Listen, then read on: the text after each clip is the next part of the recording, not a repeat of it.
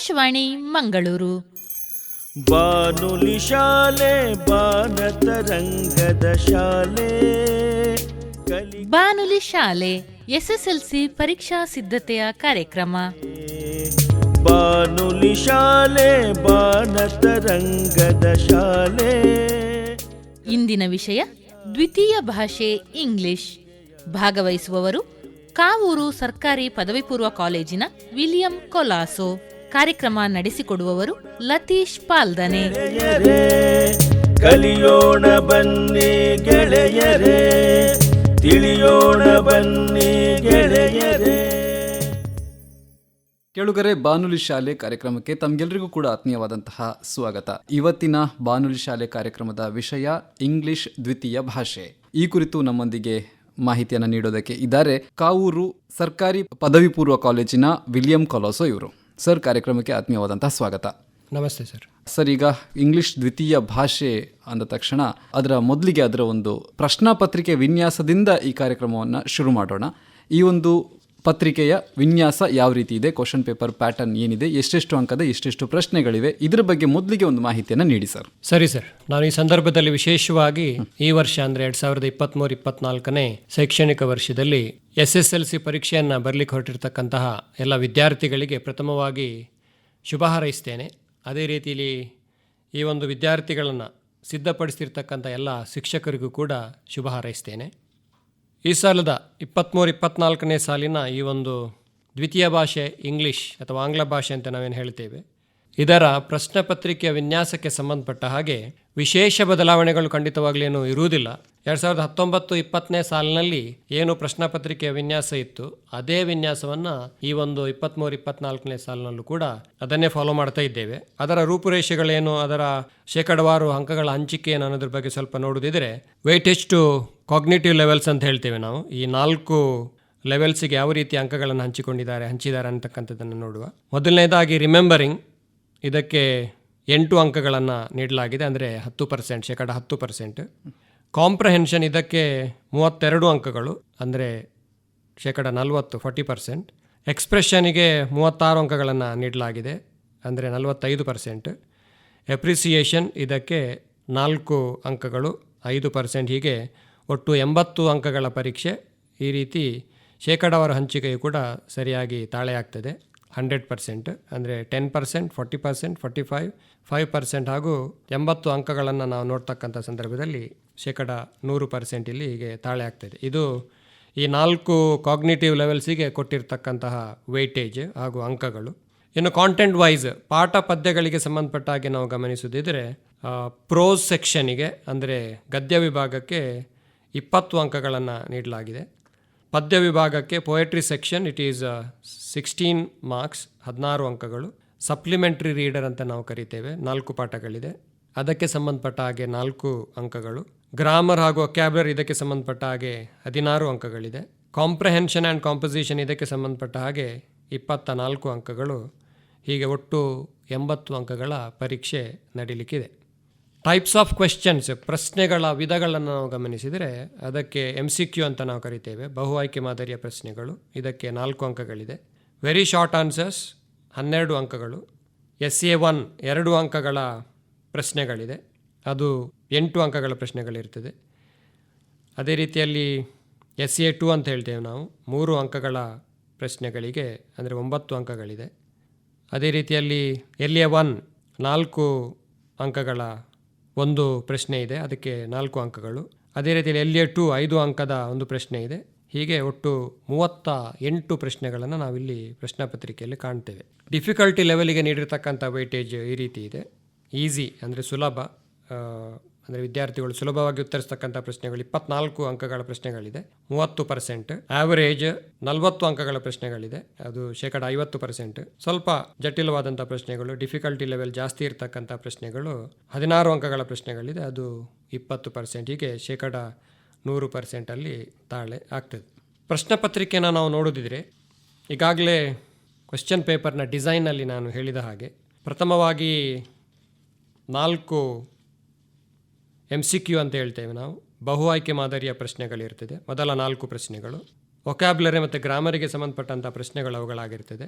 ಅದಾದ ನಂತರ 5ರಿಂದ 16 ಇದು ಕೂಡ ಗ್ರಾಮರಿಗೆ ಸಂಬಂಧಪಟ್ಟಂಥ ಅಥವಾ ವ್ಯಾಕರಣಕ್ಕೆ ಸಂಬಂಧಪಟ್ಟಂಥ ವೊಕ್ಯಾಬ್ಲರಿಗೆ ಸಂಬಂಧಪಟ್ಟಂಥ ಒಂದೊಂದು ಮಾರ್ಕಿನ ಪ್ರಶ್ನೆಗಳು. 17ನೇ ಪ್ರಶ್ನೆ ಒಂದಿದೆ, 2 ಅಂಕದ ಪ್ರಶ್ನೆ. ಅದರಲ್ಲಿ ಒಂದು ಸಣ್ಣ ಪ್ಯಾರಾಗ್ರಾಫನ್ನು ಕೊಟ್ಟಿರ್ತಾರೆ, ಅಲ್ಲಿ 2 ತಪ್ಪುಗಳಿರ್ತದೆ. ಅದು ಏನು ತಪ್ಪುಗಳು ಅನ್ನೋದನ್ನು ವಿದ್ಯಾರ್ಥಿಗಳು ಹುಡುಕ್ಲಿಕ್ಕೂ ಕೂಡ ಅಲ್ಲಿ ಕ್ಲೂಸ್ ಅಂತ ಕೊಟ್ಟಿರ್ತಾರೆ, AB ಕ್ಲೂಸ್ ಕೊಟ್ಟಿರ್ತಾರೆ. ಆ ಕ್ಲೂಸನ್ನು ಗಮನಿಸಿ ವಿದ್ಯಾರ್ಥಿಗಳ ಪ್ಯಾರಾಗ್ರಾಫ್ನಲ್ಲಿರುವ ತಪ್ಪುಗಳನ್ನು ಗುರುತಿಸಿ they have to edit the paragraph, ಅದನ್ನು ಅವರು ಕರೆಕ್ಷನ್ಸ್ ಮಾಡಬೇಕಾಗ್ತದೆ. ಅದು ಸುಲಭ ಇರ್ತದೆ, ಸ್ವಲ್ಪ ಪ್ಯಾರಾಗ್ರಾಫನ್ನು ಓದಿ ಸರಿಯಾಗಿ ಅರ್ಥೈಸ್ಕೊಳ್ಬೇಕು, ಆಮೇಲೆ ಅದು ಎಡಿಟಿಂಗ್ ಮಾಡಲಿಕ್ಕೆ ಅವರಿಗೆ ಸುಲಭ ಆಗ್ತದೆ, ಕರೆಕ್ಷನ್ಸ್ ಮಾಡಲಿಕ್ಕೆ ಸುಲಭ ಆಗ್ತದೆ. ಇದಾದ ನಂತರ 18ರಿಂದ 24ನೇ ಪ್ರಶ್ನೆಯವರೆಗೆ ಪಾಠ ಹಾಗೂ ಪದ್ಯಗಳಿಗೆ ಸಂಬಂಧಪಟ್ಟ ಹಾಗೆ 2 ಮಾರ್ಕಿನ 7 ಪ್ರಶ್ನೆಗಳಿದೆ. ಅದಾದ ನಂತರ 5-6 ವಾಕ್ಯಗಳಲ್ಲಿ ಉತ್ತರಿಸ್ತಕ್ಕಂತಹ ಒಂದು ಪಾಠದಿಂದ ಹಾಗೂ ಒಂದು ಪದ್ಯದಿಂದ 3 ಅಂಕದ 2 ಪ್ರಶ್ನೆಗಳು 6 ಅಂಕಗಳಲ್ಲಿ, 25, 26ನೇ ಪ್ರಶ್ನೆಗಳು. ಅದಾದ ನಂತರ 27, 28, 29, 30 3 ಅಂಕಗಳ ಪ್ರಶ್ನೆಗಳು. ಅಂದರೆ ನಾವು ಎಕ್ಸ್ಟ್ರಾಕ್ಟ್ಸ್ ಅಂತ ಇಂಗ್ಲೀಷ್ನಲ್ಲಿ ಹೇಳ್ತೇವೆ, ಸಂದರ್ಭಕ್ಕೆ ಸಂಬಂಧಪಟ್ಟಂತಹ ಯಾರು ಯಾರಿಗೆ ಹೇಳಿದರು ಅಂತಕ್ಕಂಥ ಆ ಪ್ರಶ್ನೆಗಳಿರುವಂತಹ 4 ಪ್ರಶ್ನೆಗಳು 3 ಪಾಠಗಳಿಂದ ಹಾಗೂ ಒಂದು ಪದ್ಯದಿಂದ ಇರ್ತದೆ.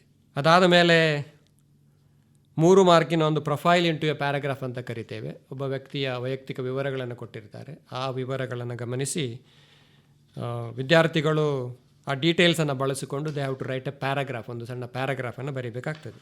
ಅದಾದ ಮೇಲೆ students have to develop a story, ಒಂದು ಕಥೆಯನ್ನು ಹೆಣೀತಕ್ಕಂಥದ್ದು. ಸ್ಕೆಲೆಟನ್ ವಿಲ್ ಬಿ ಗಿವನ್, ಅಲ್ಲಿ ಸ್ವಲ್ಪ ಕಥೆಗೆ ಸಂಬಂಧಪಟ್ಟ ಹಾಗೆ ಕೆಲವು ಅಂಶಗಳನ್ನು ಕೊಟ್ಟಿರ್ತಾರೆ, ಇಂಪಾರ್ಟೆಂಟ್ ಹೈಲೈಟ್ಸನ್ನು ಕೊಟ್ಟಿರ್ತಾರೆ, ಅದನ್ನು ಬಳಸ್ಕೊಂಡು students have to write a story, ಒಂದು ಕಥೆಯನ್ನು ಬರೀಬೇಕು. ಅದಾದ ಮೇಲೆ 3 ಮಾರ್ಕಿನ ಇನ್ನೊಂದು ಪ್ರಶ್ನೆ, ಸುಲಭದ ಪ್ರಶ್ನೆ.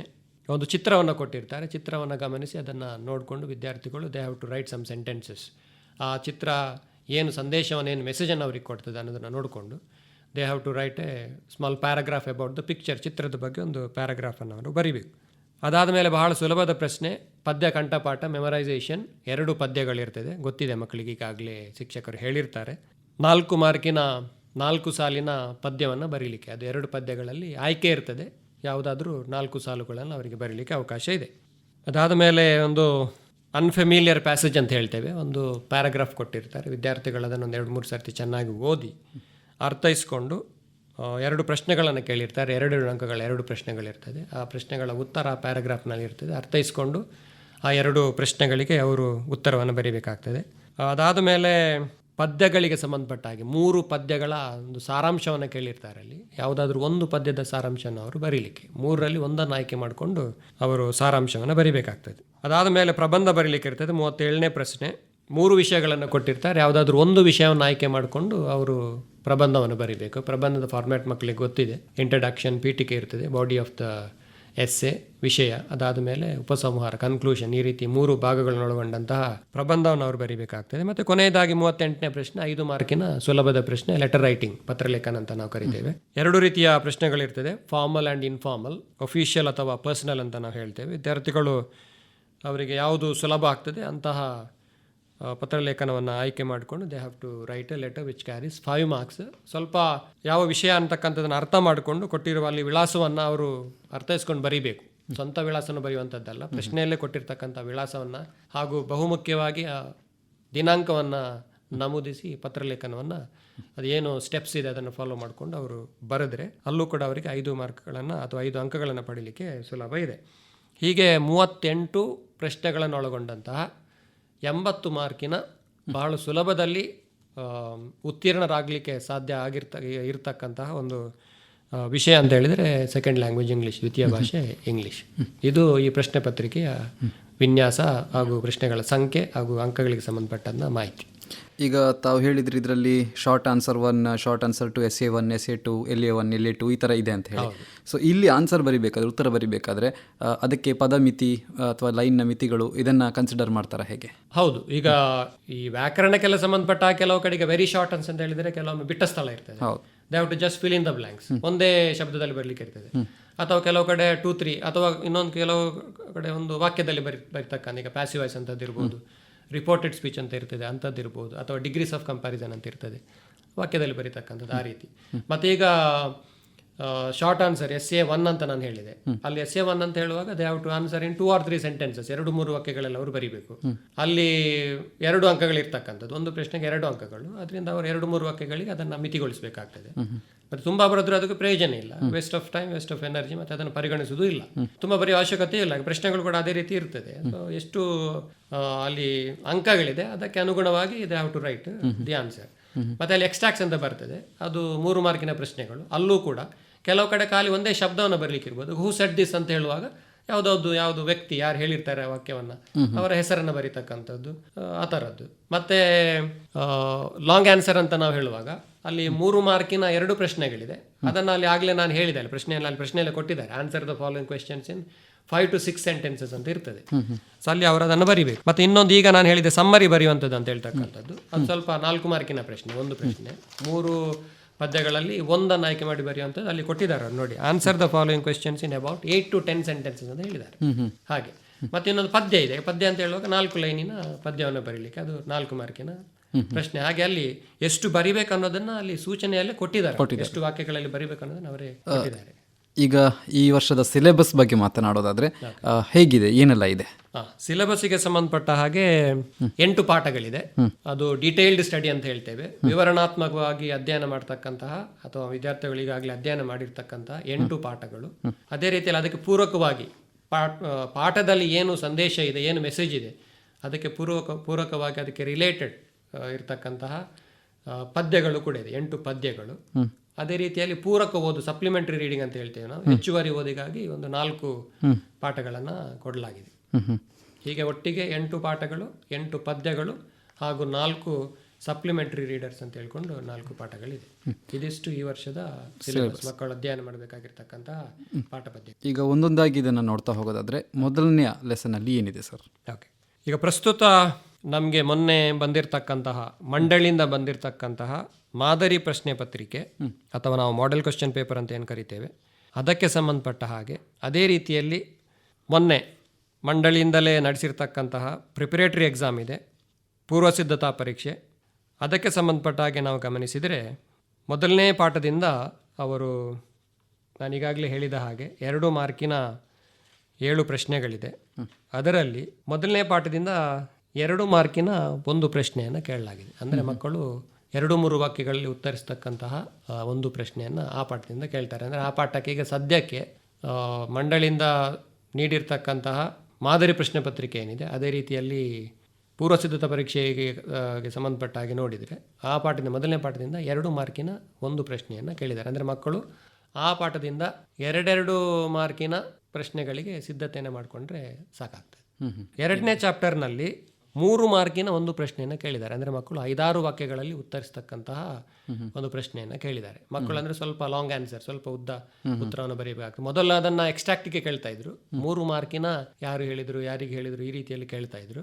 ಆದರೆ ಈಗ ಆ 2 ಪ್ರಶ್ನೆ ಪತ್ರಿಕೆಗಳನ್ನು ಗಮನಿಸಿದರೆ ವಿದ್ಯಾರ್ಥಿಗಳು ಒಂದು 3 ಮಾರ್ಕಿನ ಪ್ರಶ್ನೆಗಳಿಗೆ ಸಿದ್ಧತೆಯನ್ನು ಮಾಡಿಕೊಂಡ್ರೆ ಖಂಡಿತವಾಗ್ಲೂ ಅವರಿಗೆ ಅನುಕೂಲ ಆಗ್ತದೆ. ಇಲ್ಲಿ ಇಂಪಾರ್ಟೆಂಟ್ ಕ್ವಶನ್ಸ್ ಅಂತ ಏನಾದರೂ ಇದೆಯಾ ಸರ್? ಯಾವುದನ್ನ ಕೇಳೋ ಸಾಧ್ಯತೆಗಳು ಜಾಸ್ತಿ ಇದೆ ಅಂತ? ಇಂಪಾರ್ಟೆಂಟ್ ಅಂತ ನಾವು ಹೇಳಲಿಕ್ಕೆ ಸ್ವಲ್ಪ ಕಷ್ಟ ಆಗ್ತದೆ. ಯಾಕೆಂತ ಹೇಳಿದ್ರೆ ಇಡೀ ಪಾಠಕ್ಕೆ ಸಂಬಂಧಪಟ್ಟ ಹಾಗೆ ಅವರು ಯಾವ ವಿಷಯದ ಮೇಲೆ ಕೇಳ್ತಾರೆ ಅಂತಕ್ಕಂಥದ್ದು ಹೇಳಲಿಕ್ಕೆ ಕಷ್ಟ. ಆದರೆ ಈಗ ಮೊನ್ನೆಯ ಸಾಧಾರಣವಾಗಿ ಅದರಲ್ಲಿ ಕೇಳ್ತಕ್ಕಂಥ ಪ್ರಶ್ನೆ ಏನಂತ ಹೇಳಿದರೆ, how did Baleshwar save the girl? ಅದು ಆ ಪಾಠ ಯಾವುದು ಹೇಗಿದೆ ಅಂತ ಹೇಳಿದರೆ, ಒಬ್ಬ ಹುಡುಗಿಯನ್ನು ರಕ್ಷಣೆ ಮಾಡ್ತಕ್ಕಂಥ ಒಂದು ಆ ವಿಷಯನ ಒಳಗೊಂಡಂತಹ ಪಾಠ. ಅದು ಸಾಧಾರಣವಾಗಿ ಅದರಲ್ಲಿ ಅದನ್ನೇ ಕೇಳ್ತಕ್ಕಂಥದ್ದು, ಅಥವಾ ಬೇರೆ ಕೇಳ್ತಕ್ಕಂಥ ರೀತಿಗಳು ಬೇರೆ ಬೇರೆ ಇರ್ಬೋದು. ಆದರೆ ಅದರ ಮುಖ್ಯ ವಿಷಯ ಏನಂತ ಹೇಳಿದರೆ, how did he save the girl? ಹೇಗೆ ಅವನ ಹುಡುಗಿಯನ್ನು ಕಾಪಾಡಿದ ಅಂತಕ್ಕಂಥದ್ದನ್ನು ಹೆಚ್ಚಾಗಿ ಕೇಳುವಂಥದ್ದು. ಅದೇ ರೀತಿಯಲ್ಲಿ ಅದಕ್ಕೆ ಸಂಬಂಧಪಟ್ಟಂತೆ ಪ್ರಶ್ನೆಗಳನ್ನು ಖಂಡಿತವಾಗಲೂ ಕೇಳ್ಬೋದು. ಸರ್, ಈಗ 3ನೇ ಚಾಪ್ಟರ್ ಯಾವುದು ಮತ್ತು ಅದರಲ್ಲಿ ಏನನ್ನ ವಿದ್ಯಾರ್ಥಿಗಳು ಗಮನಿಸಬೇಕಾಗುತ್ತೆ? ಓಕೆ, 3ನೇ ಪಾಠ ಜೆಂಟಲ್ಮ್ಯಾನ್ ಆಫ್ ರಿಯನ್ ಮೀಡಿಯಾ ಅಂತಕ್ಕಂಥ ಒಂದು ಪಾಠ. ಅದರಲ್ಲಿ ಒಂದು ಎಕ್ಸ್ಟ್ರಾಕ್ಟನ್ನು ಕೇಳಿದ್ದಾರೆ. ಎಕ್ಸ್ಟ್ರಾಕ್ಟ್ ಅಂತ ಹೇಳಿದರೆ who set this, who was it set to, ಆ ರೀತಿಯ ಒಂದು ಎಕ್ಸ್ಟ್ರಾಕ್ಟನ್ನು ಕೇಳಿದ್ದಾರೆ. ಅದರಲ್ಲಿ ಸಾಕಷ್ಟು ಸಂಭಾಷಣೆಗಳು ಬರ್ತದೆ. ಆ ಸಂಭಾಷಣೆಗಳನ್ನೆಲ್ಲ ಸ್ವಲ್ಪ ಗಮನಿಸಿ ವಿದ್ಯಾರ್ಥಿಗಳು ಪಾಠ ಪುಸ್ತಕವನ್ನು ಕೂಡ ಓದ್ಕೊಳ್ಬೇಕಾಗ್ತದೆ. ಖಂಡಿತವಾಗ್ಲಿಕ್ಕೆ ಶಿಕ್ಷಕರು ಒಂದಷ್ಟು ಎಕ್ಸ್ಟ್ರಾಕ್ಟ್ಸನ್ನು ಕೊಟ್ಟಿರ್ತಾರೆ. ಮತ್ತು ನಾನು ಇದೇ ಸ್ವಲ್ಪ ಕಲಿಕೆ ನಿಧಾನಗತಿಯಲ್ಲಿ ಕಲಿತಕ್ಕಂಥ ವಿದ್ಯಾರ್ಥಿಗಳಿಗೆ ಶಿಕ್ಷಕರು ಏನು ಕೊಟ್ಟಿದ್ದಾರೆ ಅದು ಸಾಕಾಗ್ತದೆ. ಒಂದು 8-10 ಕೊಟ್ಟಿರ್ತಾರೆ ಶಿಕ್ಷಕರು. ಸ್ವಲ್ಪ ಯಾರು ಸ್ಕೋರಿಂಗ್ ಮಕ್ಕಳಿದ್ದಾರೆ, ಸ್ವಲ್ಪ ಚೆನ್ನಾಗಿ ಓದ್ತಕ್ಕಂಥ ಮಕ್ಕಳು, ಅವ್ರು ಸ್ವಲ್ಪ ಪಾಠ ಪುಸ್ತಕವನ್ನು ಕೂಡ ಗಮನಿಸಿ ಏನೆಲ್ಲ ಸಂಭಾಷಣೆಗಳಲ್ಲಿ ಇದೆ, ಯಾರು ಯಾರಿಗೆ ಹೇಳಿದ್ರು, ಯಾವಾಗ ಹೇಳಿದ್ರು ಅಂತಕ್ಕಂಥದ್ದನ್ನು ಗಮನಿಸಿ ಸ್ವಲ್ಪ ಸಿದ್ಧತೆಯನ್ನು ಮಾಡಿಕೊಂಡ್ರೆ ಹೆಚ್ಚು ಅಂಕಗಳನ್ನು ಸ್ಕೋರ್ ಮಾಡಲಿಕ್ಕೆ ಸುಲಭ ಆಗ್ತದೆ. ಮತ್ತು ಯಾರು ನಿಧಾನಗತಿಯಲ್ಲಿ ಕಲಿತಕ್ಕಂಥ ವಿದ್ಯಾರ್ಥಿಗಳಿಗೆ ಶಿಕ್ಷಕರೇನು ಸ್ವಲ್ಪ ಸೆಲೆಕ್ಟ್ ಮಾಡಿ ಇದುವರೆಗೆ ಏನು ಹಿಂದೆ ಕೇಳಿರ್ತಕ್ಕಂಥದ್ದನ್ನು ಗಮನಿಸಿ ಏನು ಕೊಟ್ಟಿರ್ತಾರೆ ಅದು ಕಲಿತ್ರೆ ಸಾಧಾರಣ ಸಾಕಾಗ್ತದೆ. ಹಾಗೆ ಸರ್, ಈಗ 4ನೇ ಚಾಪ್ಟರ್ ಬಗ್ಗೆ ಹೇಳೋದಾದ್ರೆ? ಓಕೆ, 4ನೇ ಚಾಪ್ಟರ್ ಡಾಕ್ಟರ್ BR ಅಂಬೇಡ್ಕರ್ ಅಂತ ಹೇಳಿಕೊಂಡು ಈ ಪಾಠದಿಂದ 2 ಮಾರ್ಕಿನ ಒಂದು ಪ್ರಶ್ನೆಯನ್ನ ಹೆಚ್ಚಾಗಿ ಕೆಲವಾರು ವರ್ಷಗಳಿಂದ ಅದನ್ನೇ ಕೇಳ್ತಿರ್ತಕ್ಕಂಥದ್ದು. ಸ್ವಲ್ಪ ವರ್ಷಗಳ ಹಿಂದೆ ಎಕ್ಸ್ಟ್ರಾಕ್ಟ್ಸ್ ಅನ್ನು ಕೇಳಿದ್ರು, ಆದರೆ ಇತ್ತೀಚಿನ ವರ್ಷಗಳನ್ನು ಗಮನಿಸಿದ್ರೆ ಅದರಲ್ಲಿ 2 ಮಾರ್ಕಿನ ಒಂದು ಪ್ರಶ್ನೆಯನ್ನ ಕೇಳ್ತಾರೆ. ಅದರಲ್ಲಿ ಸಾಕಷ್ಟು ಪ್ರಶ್ನೆಗಳನ್ನು ಕೇಳಲಿಕ್ಕೆ ಅವಕಾಶ ಇದೆ. ಒಂದು ಸಾಧಾರಣ ಒಂದು 8-10 ಇಂಪಾರ್ಟೆಂಟ್ ಕ್ವೆಶನ್ಸ್ ಅದೇ ಅಂತ ಇದೆ. ಅದು ಈಗಾಗಲೇ ನಮ್ಮ ಶಿಕ್ಷಕರಿಗೆ ಗೊತ್ತಿದೆ. ಸೊ ಅದನ್ನು ಗಮನಿಸಿ ಖಂಡಿತವಾಗ್ಲೂ ಶಿಕ್ಷಕರು ಕೊಟ್ಟಿರ್ತಾರೆ. ಮಕ್ಕಳು ಅದನ್ನು 2-3 ವಾಕ್ಯಗಳಲ್ಲಿ ಉತ್ತರಿಸಲಿಕ್ಕೆ ರೆಡಿ ಆದರೆ ಆ ಪಾಠದಲ್ಲಿ ಸಾಕಾಗ್ತದೆ. 4ನೇ ಪಾಠ. ಇನ್ನು 5th ಚಾಪ್ಟರ್ ಬಗ್ಗೆ ಹೇಳೋದಾದ್ರೆ ಸರ್? 5th ಚಾಪ್ಟರ್ನಲ್ಲಿ ಅದರಲ್ಲೂ ಕೂಡ ದ ಕಾನ್ಸರ್ಟ್ ಅಂತ ಹೇಳ್ತಕ್ಕಂಥ ಪಾಠ, ಸ್ವಲ್ಪ ಮ್ಯೂಸಿಕ್ಕಿಗೆ ಸಂಬಂಧಪಟ್ಟಂಥ ಪಾಠ. ಅದರಲ್ಲಿ ಈ ಸರ್ತಿಯ ಮಾದರಿ ಪ್ರಶ್ನೆ ಪತ್ರಿಕೆ ಹಾಗೂ ಪೂರ್ವ ಸಿದ್ಧತಾ ಪರೀಕ್ಷೆಯ ಪ್ರಶ್ನೆ ಪತ್ರಿಕೆಗಳನ್ನು ಗಮನಿಸಿದರೆ 3 ಮಾರ್ಕಿನ ಒಂದು ಎಕ್ಸ್ಟ್ರಾಕ್ಟನ್ನು ಕೇಳಿದ್ದಾರೆ. ಯಾರು ಯಾರಿಗೆ ಹೇಳಿದರು ಹಾಗೆ ಈಗಾಗಲೇ ಹೇಳಿದೆ ನಾನು. ಒಂದು ಕೇಳಿರ್ತಕ್ಕಂಥದ್ದು 3ನೇ ಪಾಠದಿಂದ gentleman of Rio and Medio. ಇನ್ನೊಂದು ಕೇಳಿರ್ತಕ್ಕಂಥದ್ದು 5ನೇ ಪಾಠ, ಅದೇ ದ ಕಾನ್ಸರ್ಟ್, ಈ ಪಾಠದಿಂದ ಕೇಳಿದ್ದಾರೆ. ಇಲ್ಲೂ ಕೂಡ ಸಾಕಷ್ಟು ಸಂಭಾಷಣೆಗಳಿದೆ. ಅಲ್ಲೂ ತುಂಬ ಅನೇಕ ವ್ಯಕ್ತಿಗಳು ಮಾತನಾಡ್ತಕ್ಕಂಥ ಸಂಭಾಷಣೆಗಳಿದೆ. ಇಲ್ಲೂ ಕೂಡ ಇಂಪಾರ್ಟೆಂಟ್ ಅಂತ ಕೆಲವು ಶಿಕ್ಷಕರು ಕೊಟ್ಟಿರ್ತಾರೆ. ಸ್ವಲ್ಪ ನಿಧಾನಗತಿಯಲ್ಲಿ ಕಲಿತಕ್ಕಂಥ ವಿದ್ಯಾರ್ಥಿಗಳು ಅದನ್ನು ಗಮನಿಸಿ, ಉಳಿದಂತೆ ಸ್ವಲ್ಪ ಸ್ಕೋರಿಂಗ್ ಮಾಡ್ತಕ್ಕಂಥ ವಿದ್ಯಾರ್ಥಿಗಳು ಪಾಠ ಪುಸ್ತಕವನ್ನು ಕೂಡ ಸ್ವಲ್ಪ ಓದಬೇಕಾಗ್ತದೆ. ಯಾಕಂದರೆ ಎಲ್ಲಿಂದ ಯಾವ ಡಯಲಾಗನ್ನು ಕೇಳ್ತಾರೆ ಅಂತೇಳಿ ನಾವು ಪ್ರೆಡಿಕ್ಟ್ ಮಾಡಿ ಮೊದಲೇ ಗೆಸ್ ಮಾಡಿ ಹೇಳ್ತಕ್ಕಂಥ ಸ್ವಲ್ಪ ಕಷ್ಟ. ಸ್ಕೋರ್ ಮಾಡುವ ಮಕ್ಕಳಿಗೆ ನಾವು ಪುಸ್ತಕವನ್ನು ಸ್ವಲ್ಪ ಓದಿ ಸಿದ್ಧತೆ ಮಾಡಿಕೊಂಡ್ರೆ ಇಟ್ಸ್ ಬೆಟರ್ ಅಂತ ನನ್ನ ಅಭಿಪ್ರಾಯ. 6th ಚಾಪ್ಟರಿಂದ ಕೂಡ ಹೀಗೆಯೇ ಈಗಾಗಲೇ ಹೇಳಿದ ಹಾಗೆ ಅದರಲ್ಲೂ ಕೂಡ 3 ಮಾರ್ಕಿನ ಒಂದು ಎಕ್ಸ್ಟ್ರಾಕ್ಟನ್ನು ಕೇಳ್ತಾರೆ. ಅದರಲ್ಲಿ ನಾವು ಎಕ್ಸ್ಟ್ರಾಕ್ಟ್ಗಳನ್ನು ರೆಡಿ ಮಾಡ್ತಾ ಹೋದರೆ ಒಂದು ಸಾಧಾರಣ ಒಂದು 100 ಎಕ್ಸ್ಟ್ರಾಕ್ಟ್ಸ್ ಮಾಡ್ಬೋದು. ಅದು ಸ್ವಲ್ಪ ಪಾಠವೂ ಕೂಡ ಉದ್ದ ಇದೆ, ನಾಟಕದ ರೂಪದಲ್ಲಿದೆ. ಪ್ರತಿ ವಾಕ್ಯವೂ ಅದರಲ್ಲಿ ಸಂಭಾಷಣೆ, ಪ್ರತಿ ವಾಕ್ಯವನ್ನು ಕೂಡ ಎಕ್ಸ್ಟ್ರಾಕ್ಟಿಗೆ ಕೇಳಲಿಕ್ಕೆ ಆಗ್ತದೆ. ನಾನೀಗಾಗಲೇ ಹೇಳಿದ ಹಾಗೆ bright students have to go through the whole lesson, ಇಡೀ ಪಾಠವನ್ನು ಗಮನಿಸಬೇಕು. ಮತ್ತು ಸ್ವಲ್ಪ ನಿಧಾನಗತಿಯಲ್ಲಿ ಕಲಿತಕ್ಕಂಥ ವಿದ್ಯಾರ್ಥಿಗಳಿಗೆ ನಿಮಗೆ ಈಗಾಗಲೇ ಹೇಳಿದ ಹಾಗೆ ಹಿಂದೆ ಕೇಳಿರ್ತಕ್ಕಂಥ ಎಕ್ಸ್ಟ್ರಾಕ್ಟ್ಸನ್ನು ಗಮನಿಸಿ ಒಂದು ಪಟ್ಟಿ ಮಾಡಿ ಶಿಕ್ಷಕರು ಖಂಡಿತವಾಗ್ಲೂ ಈಗಾಗಲೇ ಕೊಟ್ಟಿರ್ತಾರೆ. ಮಕ್ಕಳು ಅದನ್ನು ಗಮನಿಸಿದರೆ ಒಂದೆರಡು ಅಂಕಗಳನ್ನಾದರೂ ಪಡೀಲಿಕ್ಕೆ ಸುಲಭ. ಯಾರು ಹೇಳಿದ್ರು, ಯಾರಿಗೆ ಹೇಳಿದ್ರು ಅನ್ನೋದನ್ನಾದರೂ ಸ್ವಲ್ಪ ಉತ್ತರಿಸಲಿಕ್ಕೆ ಅನುಕೂಲ ಆಗ್ತದೆ. 3ನೇ ಪ್ರಶ್ನೆ ಸ್ವಲ್ಪ ಯಾಕೆ ಹೇಳಿದರು, ಯಾವ ಸಂದರ್ಭದಲ್ಲಿ ಹೇಳಿದರು, ಇಂಥ ಪ್ರಶ್ನೆಗಳನ್ನು ಕೇಳ್ತಾರೆ. ಅಲ್ಲಿ ಸ್ವಲ್ಪ ವಿವರಣಾತ್ಮಕ ಉತ್ತರವನ್ನು ಬರೀಬೇಕಾಗ್ತದೆ, 1-2 ವಾಕ್ಯಗಳನ್ನೆಲ್ಲ ಬರೀಬೇಕಾಗ್ತದೆ ಕೆಲವೊಮ್ಮೆ. ಅದು ಸ್ವಲ್ಪ ನಮ್ಮ ಈ ಸ್ಲೋ ಲರ್ನರ್ಸಿಗೆ ಕಷ್ಟ ಆಗ್ಬೋದು. ಮತ್ತು ಉಳಿದಂತೆ ಮೊದಲ 2 ಪ್ರಶ್ನೆಗಳು ಈಗಾಗಲೇ ನಾನು ಹೇಳಿದಾಗ ಯಾರು ಹೇಳಿದರು, who set this, who was it set to, ಇಂಥ ಪ್ರಶ್ನೆಗಳಿಗೆ ಉತ್ತರ ಕೊಡ್ಲಿಕ್ಕೆ ಅಲ್ಲೂ ಕೂಡ ಸುಲಭ ಆಗ್ತದೆ. 7ನೇ ಪಾಠ ಕಲರ್ಸ್ ಆಫ್ ಸೈಲೆನ್ಸ್ ಅಂತ ಹೇಳ್ತಕ್ಕಂಥ ಒಂದು ಪಾಠ ಇದೆ. ಆ ಪಾಠದಿಂದ 2 ಮಾರ್ಕಿನ ಒಂದು ಪ್ರಶ್ನೆಯನ್ನು ಅದರಿಂದಲೂ ಕೇಳ್ತಾರೆ. ಮೊದಲು ಅದನ್ನು ಎಕ್ಸ್ಟ್ರಾಕ್ಟಿಗೆ ಕೇಳ್ತಾ ಇದ್ರು, ಸಂದರ್ಭಕ್ಕೆ ಕೇಳ್ತಾ ಇದ್ರು. ಅದರಲ್ಲೂ ಕೂಡ ಸಾಕಷ್ಟು ಸಂಭಾಷಣೆಗಳಿದೆ. ಆದರೆ ಈ ಸರ್ತಿ ಅದನ್ನು 2 ಮಾರ್ಕಿನ ಒಂದು ಪ್ರಶ್ನೆಗೆ ಆಯ್ಕೆ ಮಾಡಿಕೊಂಡಿದ್ದಾರೆ. 2 ಮಾರ್ಕ್ಸ್ ಕ್ವೆಶ್ಚನ್ ಅದರಿಂದ ನಿರೀಕ್ಷೆ ಮಾಡಬಹುದು. ಅದರಲ್ಲೂ ಕೂಡ ನಾನು ಆಗಲೇ ಹೇಳಿದ ಹಾಗೆ ಒಂದು 8-10 ಪ್ರಶ್ನೆಗಳು. ಅದರಲ್ಲಿ ಅಂತ ಹೇಳಿದರೆ ಒಬ್ಬ ಸತೀಶ್ ಗುಜ್ರಾಲ್ ಅಂತಕ್ಕಂತಹ ಶ್ರೇಷ್ಠ ಒಬ್ಬ ಕಲಾವಿದ, ಅವರು ಹೇಗೆ ಶಾಲೆಗೆ ಅವರಿಗೆ ಹೋಗ್ಲಿಕ್ಕೆ ಆಗಲಿಲ್ಲ, ಅವರಿಗೆ ಸ್ವಲ್ಪ ಸಮಸ್ಯೆ ಆಯಿತು, ಅವರು ಹೇಗೆ ಕಲಾವಿದರಾದರು ಅಂತಕ್ಕಂತಹ ಒಂದು ವಿಷಯ ಇರತಕ್ಕಂತಹ ಪಾಠ.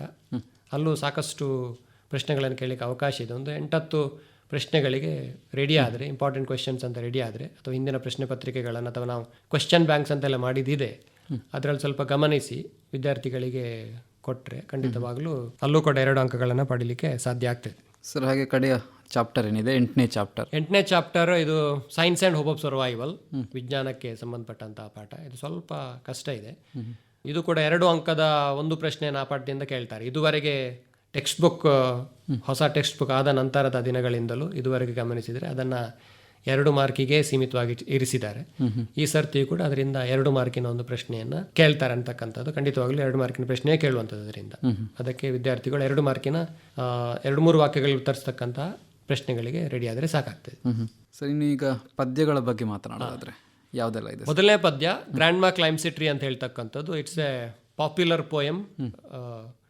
4 ಮಾರ್ಕಿನ ಒಂದು ಪ್ರಶ್ನೆಯನ್ನು ಇದರಿಂದ ಕೇಳ್ತಾರೆ. ಯೂಶ್ವಲಿ ಅದರ ಸಾರಾಂಶ, ಸಮ್ಮರಿಯನ್ನು ಕೇಳ್ತಕ್ಕಂಥದ್ದು. ಪದ್ಯ ಬಹಳ ಇಂಟ್ರೆಸ್ಟಿಂಗ್ ಆಗಿದೆ, ಸರಳವಾಗಿದೆ, ವಿದ್ಯಾರ್ಥಿಗಳಿಗೆ ಉತ್ತರಿಸಲಿಕ್ಕೆ ಸುಲಭ ಆಗ್ತದೆ. ಅದರಿಂದ ಸಮ್ಮರಿ ಕೇಳ್ತಾರೆ.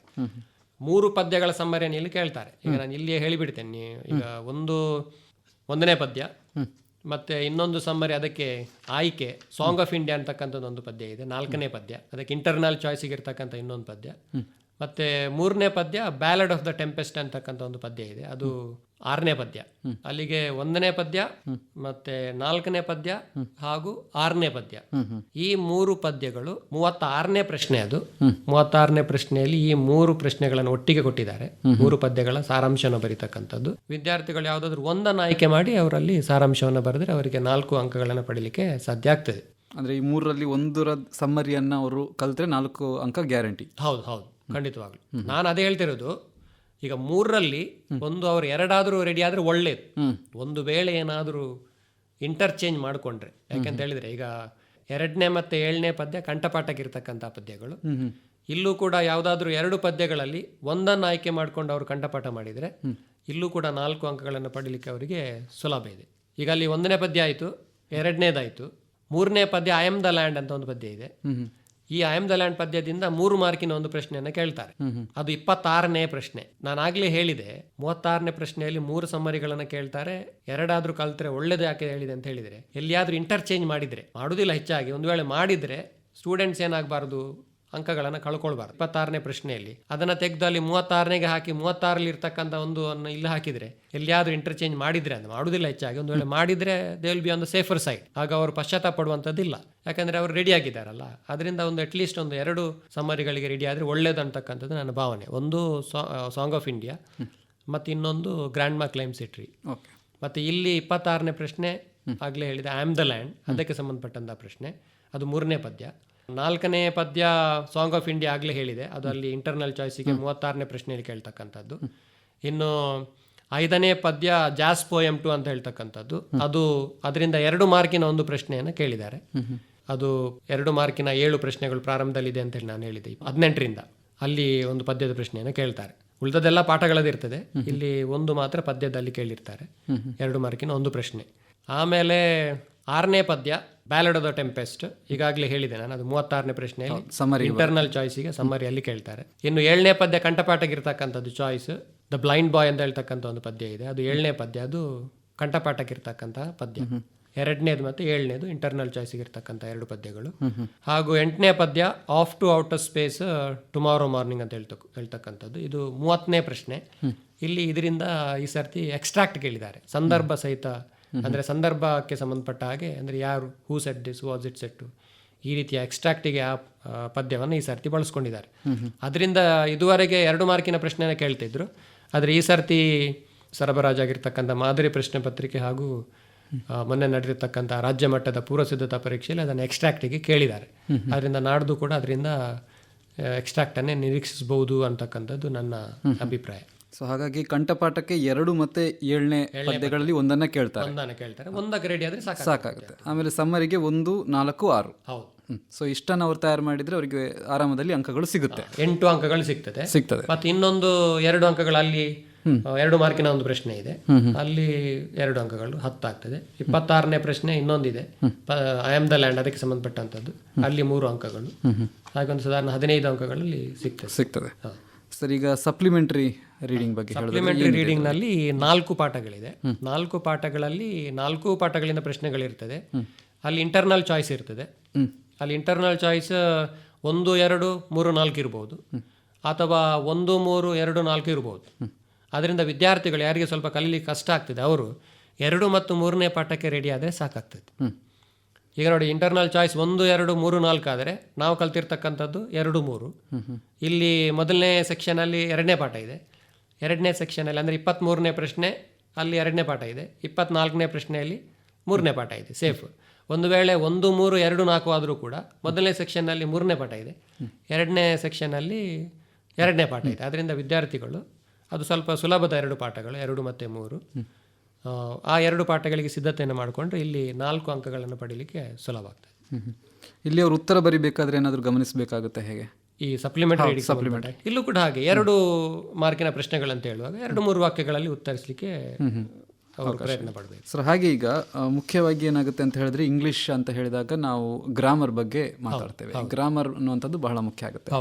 ಈ ಗ್ರಾಮರ್ಗೆ ಈಗಾಗಲೇ ನೀವು ಹೇಳಿದ್ರಿ ಅದಕ್ಕೆ ಇಷ್ಟು ಅಂಕಗಳು ಅಂತ ಸೀಮಿತ ಆಗಿದೆ ಅಂತ ಹೇಳಿ. ಇದನ್ನು ಪಡಿಬೇಕಾದ್ರೆ ವಿದ್ಯಾರ್ಥಿಗಳು ಯಾವ ರೀತಿಯಾಗಿ ತಯಾರು ಮಾಡಬೇಕಾಗುತ್ತೆ? ಓಕೆ, ಈಗ ಗ್ರಾಮರ್ ಅಂತ ಹೇಳುವಾಗ ತುಂಬ ಅಭ್ಯಾಸ ಮಾಡಬೇಕಾಗ್ತದೆ. ಹೇಗೆ ನಾವು ಗಣಿತದಲ್ಲಿ ಲೆಕ್ಕಗಳನ್ನು ಅಭ್ಯಾಸ ಮಾಡ್ತೇವೆ, ಹಾಗೆಯೇ ಗ್ರಾಮರ್ನಲ್ಲೂ ಕೂಡ ತುಂಬ ಇಂಗ್ಲೀಷ್ನಲ್ಲಿ ತುಂಬ ಅಭ್ಯಾಸವನ್ನು ಮಾಡಬೇಕು. ಒಂದು ಇನ್ನೊಂದು ಏನಂತ ಹೇಳಿದರೆ, ಸ್ವಲ್ಪ ವಿದ್ಯಾರ್ಥಿಗಳಿಗೆ ಇಂಗ್ಲೀಷಿನ ಬೇಸಿಕ್ ನಾಲೆಜ್ ಸ್ವಲ್ಪ ಇರಬೇಕಾಗ್ತದೆ. ಸೊ ಅದು ಯಾವುದೂ ಇಲ್ಲದೆ ನೇರವಾಗಿ ವ್ಯಾಕರಣಕ್ಕೆ ಸಂಬಂಧಪಟ್ಟಂತಹ ಪ್ರಶ್ನೆಗಳನ್ನು ಉತ್ತರಿಸಲಿಕ್ಕೆ ಸ್ವಲ್ಪ ಕಷ್ಟ. ಅದರಿಂದ ಈ ಬೇಸಿಕ್ಸನ್ನು, ಅಂದರೆ ಫೌಂಡೇಶನ್ ಅಂತ ನಾವೇನು ಕರಿತೇವೆ, ಅದು ಸ್ವಲ್ಪ ಗಟ್ಟಿ ಇದ್ದರೆ ಗ್ರಾಮರ್ನ ಯಾವುದೇ ಪ್ರಶ್ನೆಯನ್ನು ಹೇಗೆ ನಾವು ಮ್ಯಾಥ್ಸ್ನಲ್ಲಿ ಪೂರ್ಣಾಂಕಗಳನ್ನು ಪಡೀಲಿಕ್ಕೆ ಸಾಧ್ಯ ಆಗ್ತದೆ, ಅದೇ ರೀತಿಯಲ್ಲಿ ಇಂಗ್ಲೀಷ್ನಲ್ಲೂ ಕೂಡ ಗ್ರಾಮರ್ ಚೆನ್ನಾಗಿ ಗೊತ್ತಿದ್ರೆ ಪಾಠ ಪದ್ಯಗಳ ಪ್ರಶ್ನೆಗಳನ್ನು ಕಲಿಯದೆಯೂ ಕೂಡ ಏನಾಗ್ಲಿಕ್ಕೆ ಆಗ್ತದೆ, ಪಾಸ್ ಆಗ್ಲಿಕ್ಕೆ ಸಾಧ್ಯ ಆಗ್ತದೆ. ಹಾಗಂತ ಹೇಳ್ಕೊಂಡು ಅದನ್ನ ನೆಗ್ಲೆಕ್ಟ್ ಮಾಡಿ ಅಂತ ನಾನು ವಿಷಯ ಹೇಳುದು ನಾನು. ಕೆಲವು ಮಕ್ಕಳಿಗೆ ನೋಡಿ ಇಂಥದ್ದು ಈ ಟೆಕ್ನಿಕ್ಸ್ ಅನ್ನು ಸುಲಭವಾಗಿ, ಗ್ರಾಮರ್ ಅಂತ ಹೇಳುವಾಗ ಸ್ವಲ್ಪ ಕೆಲವು ಟೆಕ್ನಿಕ್ಸ್ ಇದೆ, ಆ ಟೆಕ್ನಿಕ್ಸ್ ಅನ್ನು ಅರ್ಥ ಮಾಡ್ಕೊಂಡ್ರೆ ಯಾವುದೇ ಪ್ರಶ್ನೆ ಕೊಟ್ಟರು ಕೂಡ ಮಕ್ಕಳಲ್ಲಿ ಬಾಯ್ಪಾಠ ಮಾಡುವಂಥದ್ದಿಲ್ಲ. ಟೆಕ್ನಿಕ್ ಅನ್ನು ಅರ್ಥ ಮಾಡ್ಕೊಂಡ್ರೆ ಯಾವುದೇ ಪ್ರಶ್ನೆ ಕೊಟ್ಟರು ಅವರು ಉತ್ತರಿಸಲಿಕ್ಕೆ ಸಾಧ್ಯ ಆಗ್ತದೆ. ಈ ಪ್ರಶ್ನೆ ಉತ್ತರಗಳಂತ ಹೇಳುವಾಗ ಸ್ವಲ್ಪ ಕೆಲವು ಅರ್ಥ ಮಾಡ್ಕೊಂಡ್ರೆ ವೆರಿ ಗುಡ್, ಅವರದೇ ಸ್ವಂತ ವಾಕ್ಯಗಳಲ್ಲಿ ಬರೀಲಿಕ್ಕೆ ಆಗ್ತದೆ. ಇಲ್ಲಾಂದ್ರೆ ಹೆಚ್ಚಾಗಿ ನಮಗೆ ಗೊತ್ತಿದೆ, ನಮ್ಮ ನಿಧಾನಗತಿಯಲ್ಲಿ ಕಲಿತಕ್ಕಂಥ ಮಕ್ಕಳು ಇರ್ಬೋದು, ಸ್ವಲ್ಪ ಏನ್ ಮಾಡಿ ಬಾಯ್ಪಾಠ ಮಾಡಿ ಬರೀತಕ್ಕಂಥದ್ದೇ ಜಾಸ್ತಿ. ಹಾಗಾಗಿ ಈ ಗ್ರಾಮರ್ನಲ್ಲಿ ಅವರು ಟೆಕ್ನಿಕನ್ನು ಅರಿತುಕೊಂಡ್ರೆ ಅಲ್ಲಿ ಒಂದು ವೇಳೆ ಕಳ್ಕೊಂಡ್ರು ಕೂಡ ಅಂಕಗಳನ್ನು, ಎಲ್ಲಿ ಕಾಂಟೆಂಟ್ ಬೇಸ್ಡ್ ಪಾಠ ಪದ್ಯಗಳಿಗೆ ಸಂಬಂಧಪಟ್ಟಂತ ಪ್ರಶ್ನೆಗಳಲ್ಲಿ ಅಂಕಗಳನ್ನು ಕಳ್ಕೊಂಡ್ರು ಕೂಡ they can make up here, ಇಲ್ಲಿ ಅದನ್ನು ಸರಿದೂಗಿಸ್ಲಿಕ್ಕೆ ಅವರಿಗೆ ಸಾಧ್ಯ ಆಗ್ತದೆ ಗ್ರಾಮರ್ನಲ್ಲಿ. ಅದರಿಂದ ಇಲ್ಲಿ ಸ್ವಲ್ಪ ತುಂಬ ಪ್ರಾಕ್ಟೀಸ್ ಬೇಕಾಗ್ತದೆ, ಅದನ್ನು ತುಂಬ ಪ್ರಾಕ್ಟೀಸ್ ಮಾಡಬೇಕು. ಈಗಾಗಲೇ ನಾನು ಹೇಳಿದ ಹಾಗೆ 16 ಅಂಕಗಳು ಗ್ರಾಮರಿಗೆ ಇರ್ತದೆ, ಪ್ಲಸ್ ಇನ್ನೊಂದು 2 ಅಂಕಗಳಿದೆ. ಅದನ್ನು ಗ್ರಾಮರಿಗೆ ಅಂತ ನಾವು ಹೇಳ್ಬೋದು. 17ನೇ ಪ್ರಶ್ನೆ 1ರಿಂದ 16 ಗ್ರಾಮರ್ ಮತ್ತು ವೊಕ್ಯಾಬ್ಯುಲರಿಗೆ ಸಂಬಂಧಪಟ್ಟಂಥ ಪ್ರಶ್ನೆಗಳಿರ್ತದೆ. 17ನೇ ಪ್ರಶ್ನೆಯು ಕೂಡ ಸಾಧಾರಣ ಅದಕ್ಕೆ ಸಂಬಂಧಪಟ್ಟಂಥದ್ದೇ. ಅದನ್ನು ನಾವು 16 + 2 18 ಅಂತ ಬೇಕಾದ್ರೂ ಹೇಳ್ಬೋದು, ಏನು ತಪ್ಪಿಲ್ಲ. ಈಗ ಈ 16 + 2 18 ಅಂತ ಹೇಳುವಾಗ ಇಲ್ಲಿ ಮಂಡಳಿಯಿಂದ ಸರಬರಾಜು ಆಗಿರತಕ್ಕಂತಹ ಸಾಧಾರಣ ಒಂದು 22 ವ್ಯಾಕರಣಾಂಶಗಳ ಪಟ್ಟಿ ಇದೆ. ಅಲ್ಲಿ ಕೇಳ್ತಕ್ಕಂಥದ್ದು ಒಂದು 18 ಅಂಕಗಳಿಗೆ, ಆದರೆ ವಿದ್ಯಾರ್ಥಿಗಳು ಈ ಒಂದು 22 ವ್ಯಾಕರಣಾಂಶಗಳಿಗೆ ರೆಡಿಯಾಗಿರಬೇಕಾಗ್ತದೆ. ಆ ಪಟ್ಟಿ ಒಮ್ಮೆ ಇದೆ, ಬೇಕಾದ್ರೆ ಒಮ್ಮೆ ಜಸ್ಟ್ ಹೇಳ್ತೇನೆ ನಾನು. Tenses and correct form of the verb ಅಂತ ಒಂದು ಪ್ರಶ್ನೆ ಅದಕ್ಕೆ ಸಂಬಂಧಪಟ್ಟಂತೆ ಇರ್ತದೆ. ಪ್ರಪೋಸಿಷನ್ಸ್, ಕಂಜಂಕ್ಷನ್ಸ್, ಆರ್ಟಿಕಲ್ಸ್ ಇದಕ್ಕೆ ಸಂಬಂಧಪಟ್ಟಂತೆ ಪ್ರಶ್ನೆಗಳು. ಕ್ವೆಶ್ಚನ್ ಟ್ಯಾಕ್ಸಿಗೆ ಸಂಬಂಧಪಟ್ಟಂಥ ಪ್ರಶ್ನೆ ಇರ್ತದೆ. ಮೋಡಲ್ಸ್ ಮತ್ತು ಲ್ಯಾಂಗ್ವೇಜ್ ಫಂಕ್ಷನ್ಸ್ಗೆ ಸಂಬಂಧಪಟ್ಟಂಥದ್ದು. ವಾಯ್ಸ್ನಲ್ಲಿ ಆಕ್ಟಿವ್ ಮತ್ತು ಪ್ಯಾಸಿವ್ ವಾಯ್ಸ್ ಇದಕ್ಕೆ ಸಂಬಂಧಪಟ್ಟಂಥ ಪ್ರಶ್ನೆಗಳಿರ್ತದೆ. ಡಿಗ್ರೀಸ್ ಆಫ್ ಕಂಪ್ಯಾರಿಸನ್ಗೆ ಸಂಬಂಧಪಟ್ಟಂಥ ಪ್ರಶ್ನೆ ಇರ್ತದೆ. ರಿಪೋರ್ಟೆಡ್ ಸ್ಪೀಚಿಗೆ ಸಂಬಂಧಪಟ್ಟಂಥ ಒಂದು ಪ್ರಶ್ನೆ. ಇಫ್ ಕ್ಲಾಸಸ್ ಅಂದರೆ 3ನೇ ಕಂಡೀಷನ್, 3rd ಕಂಡೀಷನ್ ಅಂತ ನಾವು ಕರಿತೇವೆ, ಅದಕ್ಕೆ ಸಂಬಂಧಪಟ್ಟಂಥ ಪ್ರಶ್ನೆ ಇರ್ತದೆ. ಇನ್ಫಿನಿಟಿವ್ಗೆ ಸಂಬಂಧಪಟ್ಟ ಹಾಗೆ ಒಂದು ಪ್ರಶ್ನೆ. ಫ್ರೇಸಲ್ ವರ್ಬ್ಸ್ಗೆ ಸಂಬಂಧಪಟ್ಟ ಹಾಗೆ. ಐಡೆಂಟಿಫೈಯಿಂಗ್ ಪಾರ್ಟ್ಸ್ ಆಫ್ ಸ್ಪೀಚ್ ಇರ್ತದೆ. Using words in sentences as noun and verb, ಅಂದರೆ ಒಂದು ಶಬ್ದ ಕೊಟ್ಟಿರ್ತಾರೆ, ಅದು ಒಂದೇ ಅದನ್ನು ನಾಮಪದವಾಗಿ ಬಳಸುವಂಥದ್ದೊಂದು ವಾಕ್ಯದಲ್ಲಿ ಅಥವಾ ಕ್ರಿಯಾಪದವಾಗಿ ಬಳಸುವಂಥದ್ದೊಂದು ವಾಕ್ಯದಲ್ಲಿ. ಪಂಕ್ಚುಯೇಷನ್ ಇರ್ತದೆ. ಆಕ್ಸಿಲಿಯರ್ಸಿಗೆ ಸಂಬಂಧಪಟ್ಟ ಹಾಗೆ ಒಂದು ಪ್ರಶ್ನೆ ಇರ್ತದೆ. Usage of structures like too to so that, 2 ವಾಕ್ಯಗಳನ್ನು ಜೋಡಿಸುವಂಥದ್ದು, ಕಂಬೈನ್ ಮಾಡುವಂಥದ್ದು, ಟು ಅಥವಾ ಸೋ ದ್ಯಾಟ್ ನಾಟ್ ಇದನ್ನು ಬಳಸ್ಕೊಂಡು. ಕೊಲೊಕೇಶನ್ಸ್ಗೆ ಸಂಬಂಧಪಟ್ಟ ಹಾಗೆ ಪ್ರಶ್ನೆಗಳಿರ್ತದೆ. Syllabification, one word answers, homophones, prefixes and suffixes, jumbled letters and words, opposites. So ಹೀಗೆ ಅವರೇ ಕೊಟ್ಟಿರ್ತಕ್ಕಂಥ ಒಂದು 22 ಅಂಶಗಳ ಇಲ್ಲಿ ಒಂದು ಪಟ್ಟಿ ಇದೆ. ಇದರಲ್ಲಿ ಎಲ್ಲವನ್ನು ಕೇಳ್ತಾರೆ ಅಂತ ಹೇಳಲಿಕ್ಕೆ ಆಗೋದಿಲ್ಲ. ಈಗ 1-2 ಆಚೆ ಈಚೆ ಆಗ್ಬೋದು, 1-2 ಬಿಟ್ಟು ಬೇರೆದನ್ನು ಕೇಳೋ ಸಾಧ್ಯತೆಗಳು ನಾಡ್ದು ಕೂಡ ಹಾಗೆಯೂ ಆಗ್ಬೋದು. ಈಗ ಪ್ರಿಪರೇಟ್ರಿ ಅಥವಾ ಮಾಡೆಲ್ ಕ್ವಶನ್ ಪೇಪರ್ಲಿ ಏನು ಕೇಳಿದ್ದಾರೆ ಅದೇ ಅಂಶಗಳನ್ನು ಕೇಳಬೇಕಂತ ಇಲ್ಲ. ಈ 22 ಅಂಶಗಳಲ್ಲಿ ಯಾವುದನ್ನು ಬೇಕಾದರೂ ಕೇಳ್ಬೋದು. ಆದರೆ ವಿದ್ಯಾರ್ಥಿಗಳು 18 ಅಂಕಗಳಿಗೆ ಇಲ್ಲಿ ರೆಡಿ ಆಗಬೇಕಾಗ್ತದೆ. ಮತ್ತು 18 ಅಲ್ಲದೇ ಇದ್ದರೂ ಸ್ವಲ್ಪ ನಿಧಾನಗತಿಯಲ್ಲಿ ಕಲಿತಕ್ಕಂಥ ಮಕ್ಕಳಿಗೆ ಒಂದು 8-10 ಅಂಕಗಳನ್ನಾದರೂ ಪಡೀಲಿಕ್ಕೆ ಸಾಧ್ಯ ಆಗ್ತದೆ. ಈಗ ಮೊನ್ನೆ ನಡೆದಿರ್ತಕ್ಕಂಥ ಪರೀಕ್ಷೆಗಳನ್ನು ಗಮನಿಸಿದರೆ ಮೊದಲ 4 ಬಹು ಆಯ್ಕೆ ಮಾದರಿಯ ಪ್ರಶ್ನೆಗಳಂತ ನಾನು ಹೇಳಿದೆ. ಅದರಲ್ಲಿ ಈಗ ಮೊದಲನೇ ಪ್ರಶ್ನೆಯನ್ನು ಅವರು ಕ್ವೆಶ್ಚನ್ ಟ್ಯಾಗಿಗೆ ಸಂಬಂಧಪಟ್ಟ ಹಾಗೆ ಹೇಳ್ತಾರೆ. 4 ಆಯ್ಕೆಗಳು. ಕ್ವೆಶ್ಚನ್ ಟ್ಯಾಗ್ ಸ್ವಲ್ಪ ಸುಲಭ. ಪಾಸಿಟಿವ್ ಸ್ಟೇಟ್ಮೆಂಟ್ ಇದ್ದರೆ ನೆಗೆಟಿವ್ ಟ್ಯಾಗ್ ಅಂತ ಹೇಳ್ತೇವೆ ನಾವು. ನೆಗೆಟಿವ್ ಸ್ಟೇಟ್ಮೆಂಟ್ ಇದ್ದರೆ ಪಾಸಿಟಿವ್ ಟ್ಯಾಗ್. ಈಗಾಗಲೇ ವಿದ್ಯಾರ್ಥಿಗಳಿಗೆ ಶಿಕ್ಷಕರು ಸಾಕಷ್ಟು ತರಬೇತಿಯನ್ನು ಕೊಟ್ಟಿರ್ತಾರೆ. ಅದು ಒಂದು ಪ್ರಶ್ನೆ, 1 ಮಾರ್ಕ್ ಇರ್ತದೆ.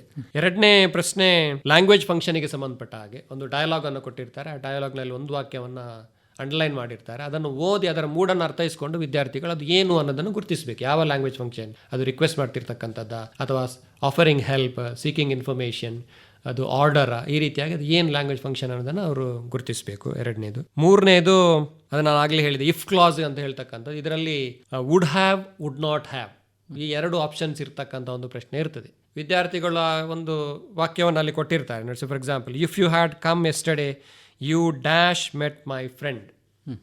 ಆ ವಾಕ್ಯವನ್ನು ಓದಿಕೊಂಡು ಅದರ ಅರ್ಥವನ್ನು ಅರ್ಥೈಸ್ಕೊಂಡು ಅಲ್ಲಿ ವುಡ್ ಹ್ಯಾವ್ ಬಳಸಬೇಕಾ ವುಡ್ ನಾಟ್ ಹ್ಯಾವ್ ಬಳಸಬೇಕಾ ಅನ್ನೋದನ್ನು ನಿರ್ಧರಿಸಬೇಕು. ಅಲ್ಲಿ ಸ್ವಲ್ಪ ಸುಲಭವೇ ಅದನ್ನು ನಿರ್ಧರಿಸಲಿಕ್ಕೆ. ಯಾಕಂತ ಹೇಳಿದ್ರೆ ಪಾಸಿಟಿವ್ ಅರ್ಥ ಕೊಡ್ತಕ್ಕಂಥ ವಾಕ್ಯ ಇದ್ದರೆ ಅಲ್ಲಿ ಅವರು ವುಡ್ ಹ್ಯಾವನ್ನು ಬಳಸಬೇಕಾಗ್ತದೆ.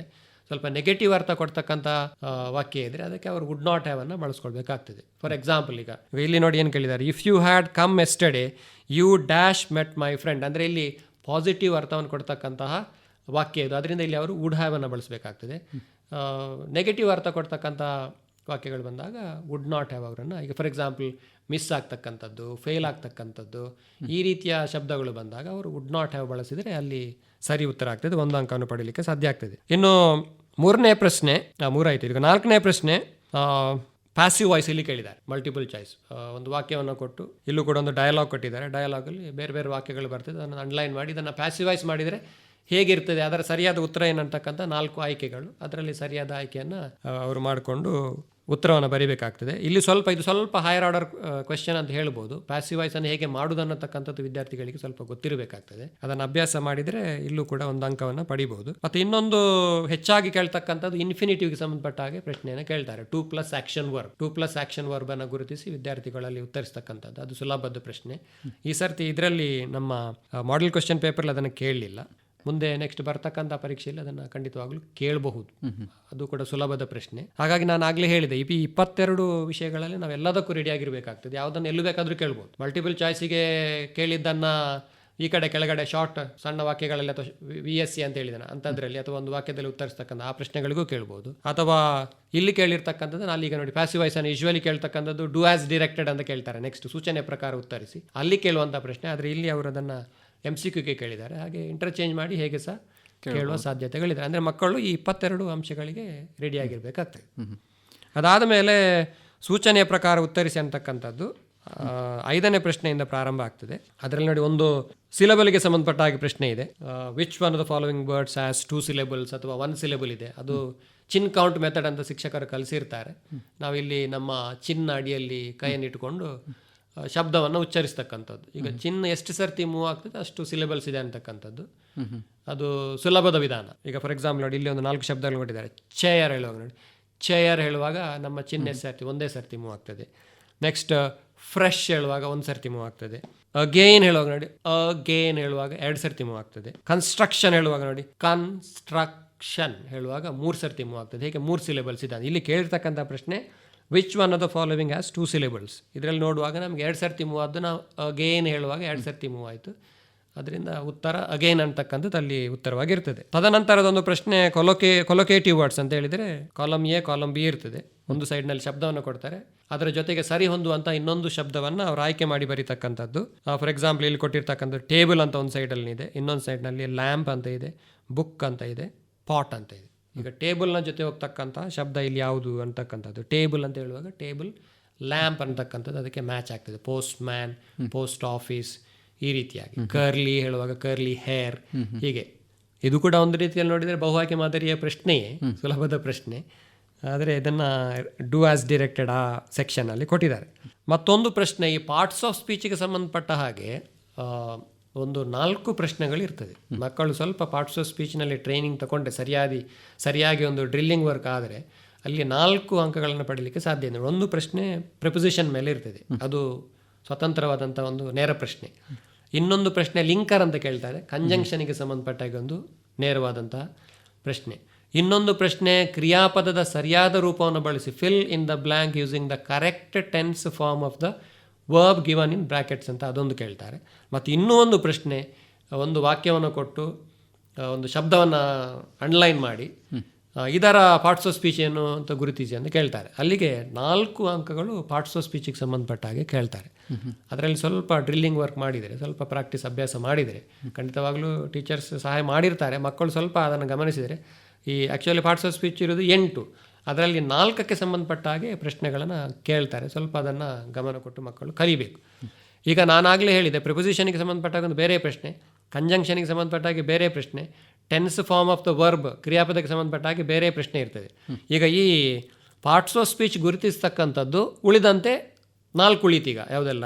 ನೌನ್ ಉಳಿತು, ಪ್ರೊನೌನ್ ಉಳಿತು, ಆಡ್ಜೆಕ್ಟಿವ್ ಉಳಿತು, ಆಡ್ವರ್ಬ್ ಉಳಿತು, ಇಂಟರ್ಜೆಕ್ಷನ್ ಅಂತ ಇನ್ನೊಂದು ಬರ್ತದೆ. ಇಂಟರ್ಜೆಕ್ಷನ್ ಹೆಚ್ಚಾಗಿ ಕೇಳಲಿಲ್ಲ, ಇದುವರೆಗೆ ಕೇಳುವುದಿಲ್ಲ ಹೆಚ್ಚಾಗಿ. ಅದರಿಂದ ಅದನ್ನು ಲಾಸ್ಟ್ ಆಪ್ಷನ್ಸ್ ಇಡ್ಬೋದು. ಮಕ್ಕಳು ಅದರಿಂದ ಆಡ್ಜೆಕ್ಟಿವ್, ಆಡ್ವರ್ಬ್ ಮತ್ತು ನೌನ್, ಪ್ರೋನೌನ್ ಮತ್ತು ಕೊನೆಯಲ್ಲಿ ಇಂಟರ್ಜೆಕ್ಷನ್, ಹೀಗೆ ಈ ಒಂದು ಆರ್ಡರ್ನಲ್ಲಿ ನೆನಪಿಟ್ಟುಕೊಂಡು ಖಂಡಿತವಾಗಲೂ ಕಲ್ತ್ರೆ ಅವರಿಗೆ ಈ ಪಾರ್ಟ್ಸ್ ಆಫ್ ಸ್ಪೀಚಿಗೆ ಸಂಬಂಧಪಟ್ಟ ಹಾಗೆ 4 ಅಂಕಗಳನ್ನು ಪಡೀಲಿಕ್ಕೆ ಸುಲಭ ಸಾಧ್ಯ ಇದೆ. ಆಗಲೇ ಹೇಳಿದ್ದಾನೆ, ಒಂದು ಪ್ರೆಪೊಸಿಷನ್ಗೆ ಸಂಬಂಧಪಟ್ಟ ಹಾಗೆ ಹೇಳ್ತಾರೆ, ಇನ್ನೊಂದು ಲಿಂಕರಿಗೆ ಸಂಬಂಧಪಟ್ಟ ಹಾಗೆ ಆಗಲೇ ಹೇಳಿದೆ, ಮತ್ತು ಇನ್ನೊಂದು ನೋಡಿ ಇಲ್ಲಿ ಈ ರೀತಿಗೆ fill in the blank with the appropriate tense form of the verb given in brackets. ಬ್ರಾಕೆಟ್ನಲ್ಲಿ ಒಂದು ಕ್ರಿಯಾಪದವನ್ನು ಕೊಟ್ಟಿರ್ತಾರೆ, ಆ ಇಡೀ ವಾಕ್ಯವನ್ನು ಓದಿ ಅದರ ಟೆನ್ಸನ್ನು ಗಮನಿಸಿ, ಅದು ಪ್ರೆಸೆಂಟ್ ಟೆನ್ಸ್ ಆ ಪಾಸ್ಟ್ ಟೆನ್ಸ್ ಅನ್ನೋದನ್ನು ಗಮನಿಸಿಕೊಂಡು ವಿದ್ಯಾರ್ಥಿಗಳು ಆ ಕ್ರಿಯಾಪದದ ಸರಿಯಾದ ರೂಪವನ್ನು ಬಳಸಿ ಬಿಟ್ಟ ಸ್ಥಳವನ್ನು ತುಂಬಬೇಕಾಗ್ತದೆ.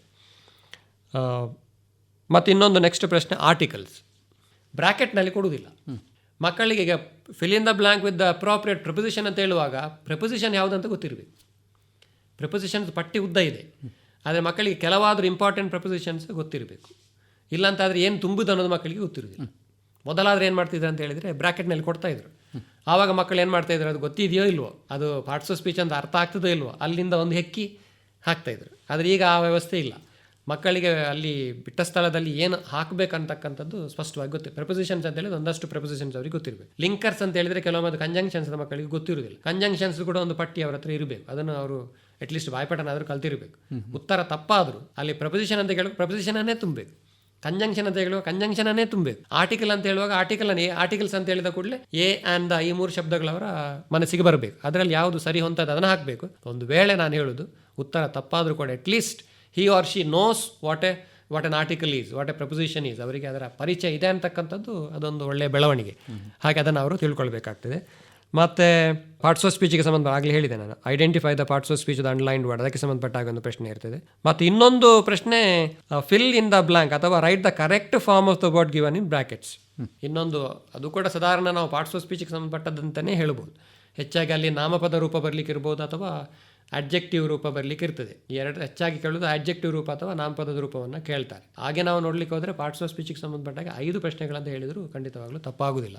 ಫಾರ್ ಎಕ್ಸಾಂಪಲ್ ನೋಡಿ, ಇಲ್ಲಿ ಒಂದು ಈ ರೀತಿ ಕೇಳಿದ್ದಾರೆ, the girl was happy with the dash she got, ಬ್ರ್ಯಾಕೆಟ್ನಲ್ಲಿ ಅಪ್ರಿಷಿಯೇಟ್ ಅಂತ ಕೇಳಿದ್ದಾರೆ. ಅದರ ಇಲ್ಲಿ ಉತ್ತರ ಬರಿಬೇಕಾಗಿರೋದು ಮಕ್ಕಳು the girl was happy with the appreciation she got ಅಂತ ಬರೀಬೇಕು. ಅಪ್ರಿಸಿಯೇಷನ್ ಅಂತಕ್ಕಂಥದ್ದು ನಾಮಪದ, ನೌನ್ ಅಂತ ಹೇಳುವಾಗ ಪಾರ್ಟ್ಸ್ ಆಫ್ ಸ್ಪೀಚ್ ನೋಡಿ. ಮತ್ತೆ ಹಾಗಾಗಿ ಸಾಧಾರಣ ಒಂದು 4 ರಿಂದ 5 ಪ್ರಶ್ನೆಗಳು ಅದಕ್ಕೆ ಸಂಬಂಧಪಟ್ಟಂಥದ್ದು ಇರ್ತದೆ. ಪಾರ್ಟ್ಸ್ ಆಫ್ ಸ್ಪೀಚ್ ಸ್ವಲ್ಪ ಜಾಸ್ತಿ ಒತ್ತು ಕೊಟ್ಟು ಮಕ್ಕಳು ಅಭ್ಯಾಸವನ್ನು ಮಾಡಬೇಕು. ಮತ್ತೊಂದು ಪ್ರಶ್ನೆ ಆಗಲಿ ಹೇಳಿದೆ ನಾನು, use the word pray as a noun in a sentence ಅಂತ ಹೇಳ್ತಾರೆ. ಇಲ್ಲಿ 2 ಆಪ್ಷನ್ಸ್ ಇರೋದು, ಒಂದೇ ವರ್ಬ್ ಆಗಿ ಬಳಸಿ ಅಂತ ಕೇಳ್ತಾರೆ, ಇಲ್ಲಾಂತಾದರೆ ನಾಮಪದವನ್ನಾಗಿ ಬಳಸಿ ವಾಕ್ಯದಲ್ಲಿ ಸ್ವಂತ ವಾಕ್ಯದಲ್ಲಿ ಅವರದನ್ನು ಬರಿಬೇಕು. ಈಗ ಇಲ್ಲಿ ಕೇಳಿರುವಂಥದ್ದು use the word pray as a noun ಅಂತ ಕೇಳಿದ್ದಾರೆ, ನಾಮಪದ ಹೇಗೆ ಬಳಸ್ತಾರೆ ಅದನ್ನು, ಇದು ಅಥವಾ ವರ್ಬ್ನ ರೂಪದಲ್ಲಿ ಬಳಸುವ ಸಣ್ಣ ವಾಕ್ಯಗಳಲ್ಲಿ ಅವರು ಬರೀಲಿಕ್ಕೆ ಸಾಧ್ಯ ಇದೆ. ಒಂದು ಪ್ರಶ್ನೆ, ಇನ್ನೊಂದು ಡಿಗ್ರೀಸ್ ಆಫ್ ಕಂಪ್ಯಾರಿಸನ್ಗೆ ಸಂಬಂಧಪಟ್ಟಾಗ ಒಂದು ಪ್ರಶ್ನೆ ಇರ್ತದೆ.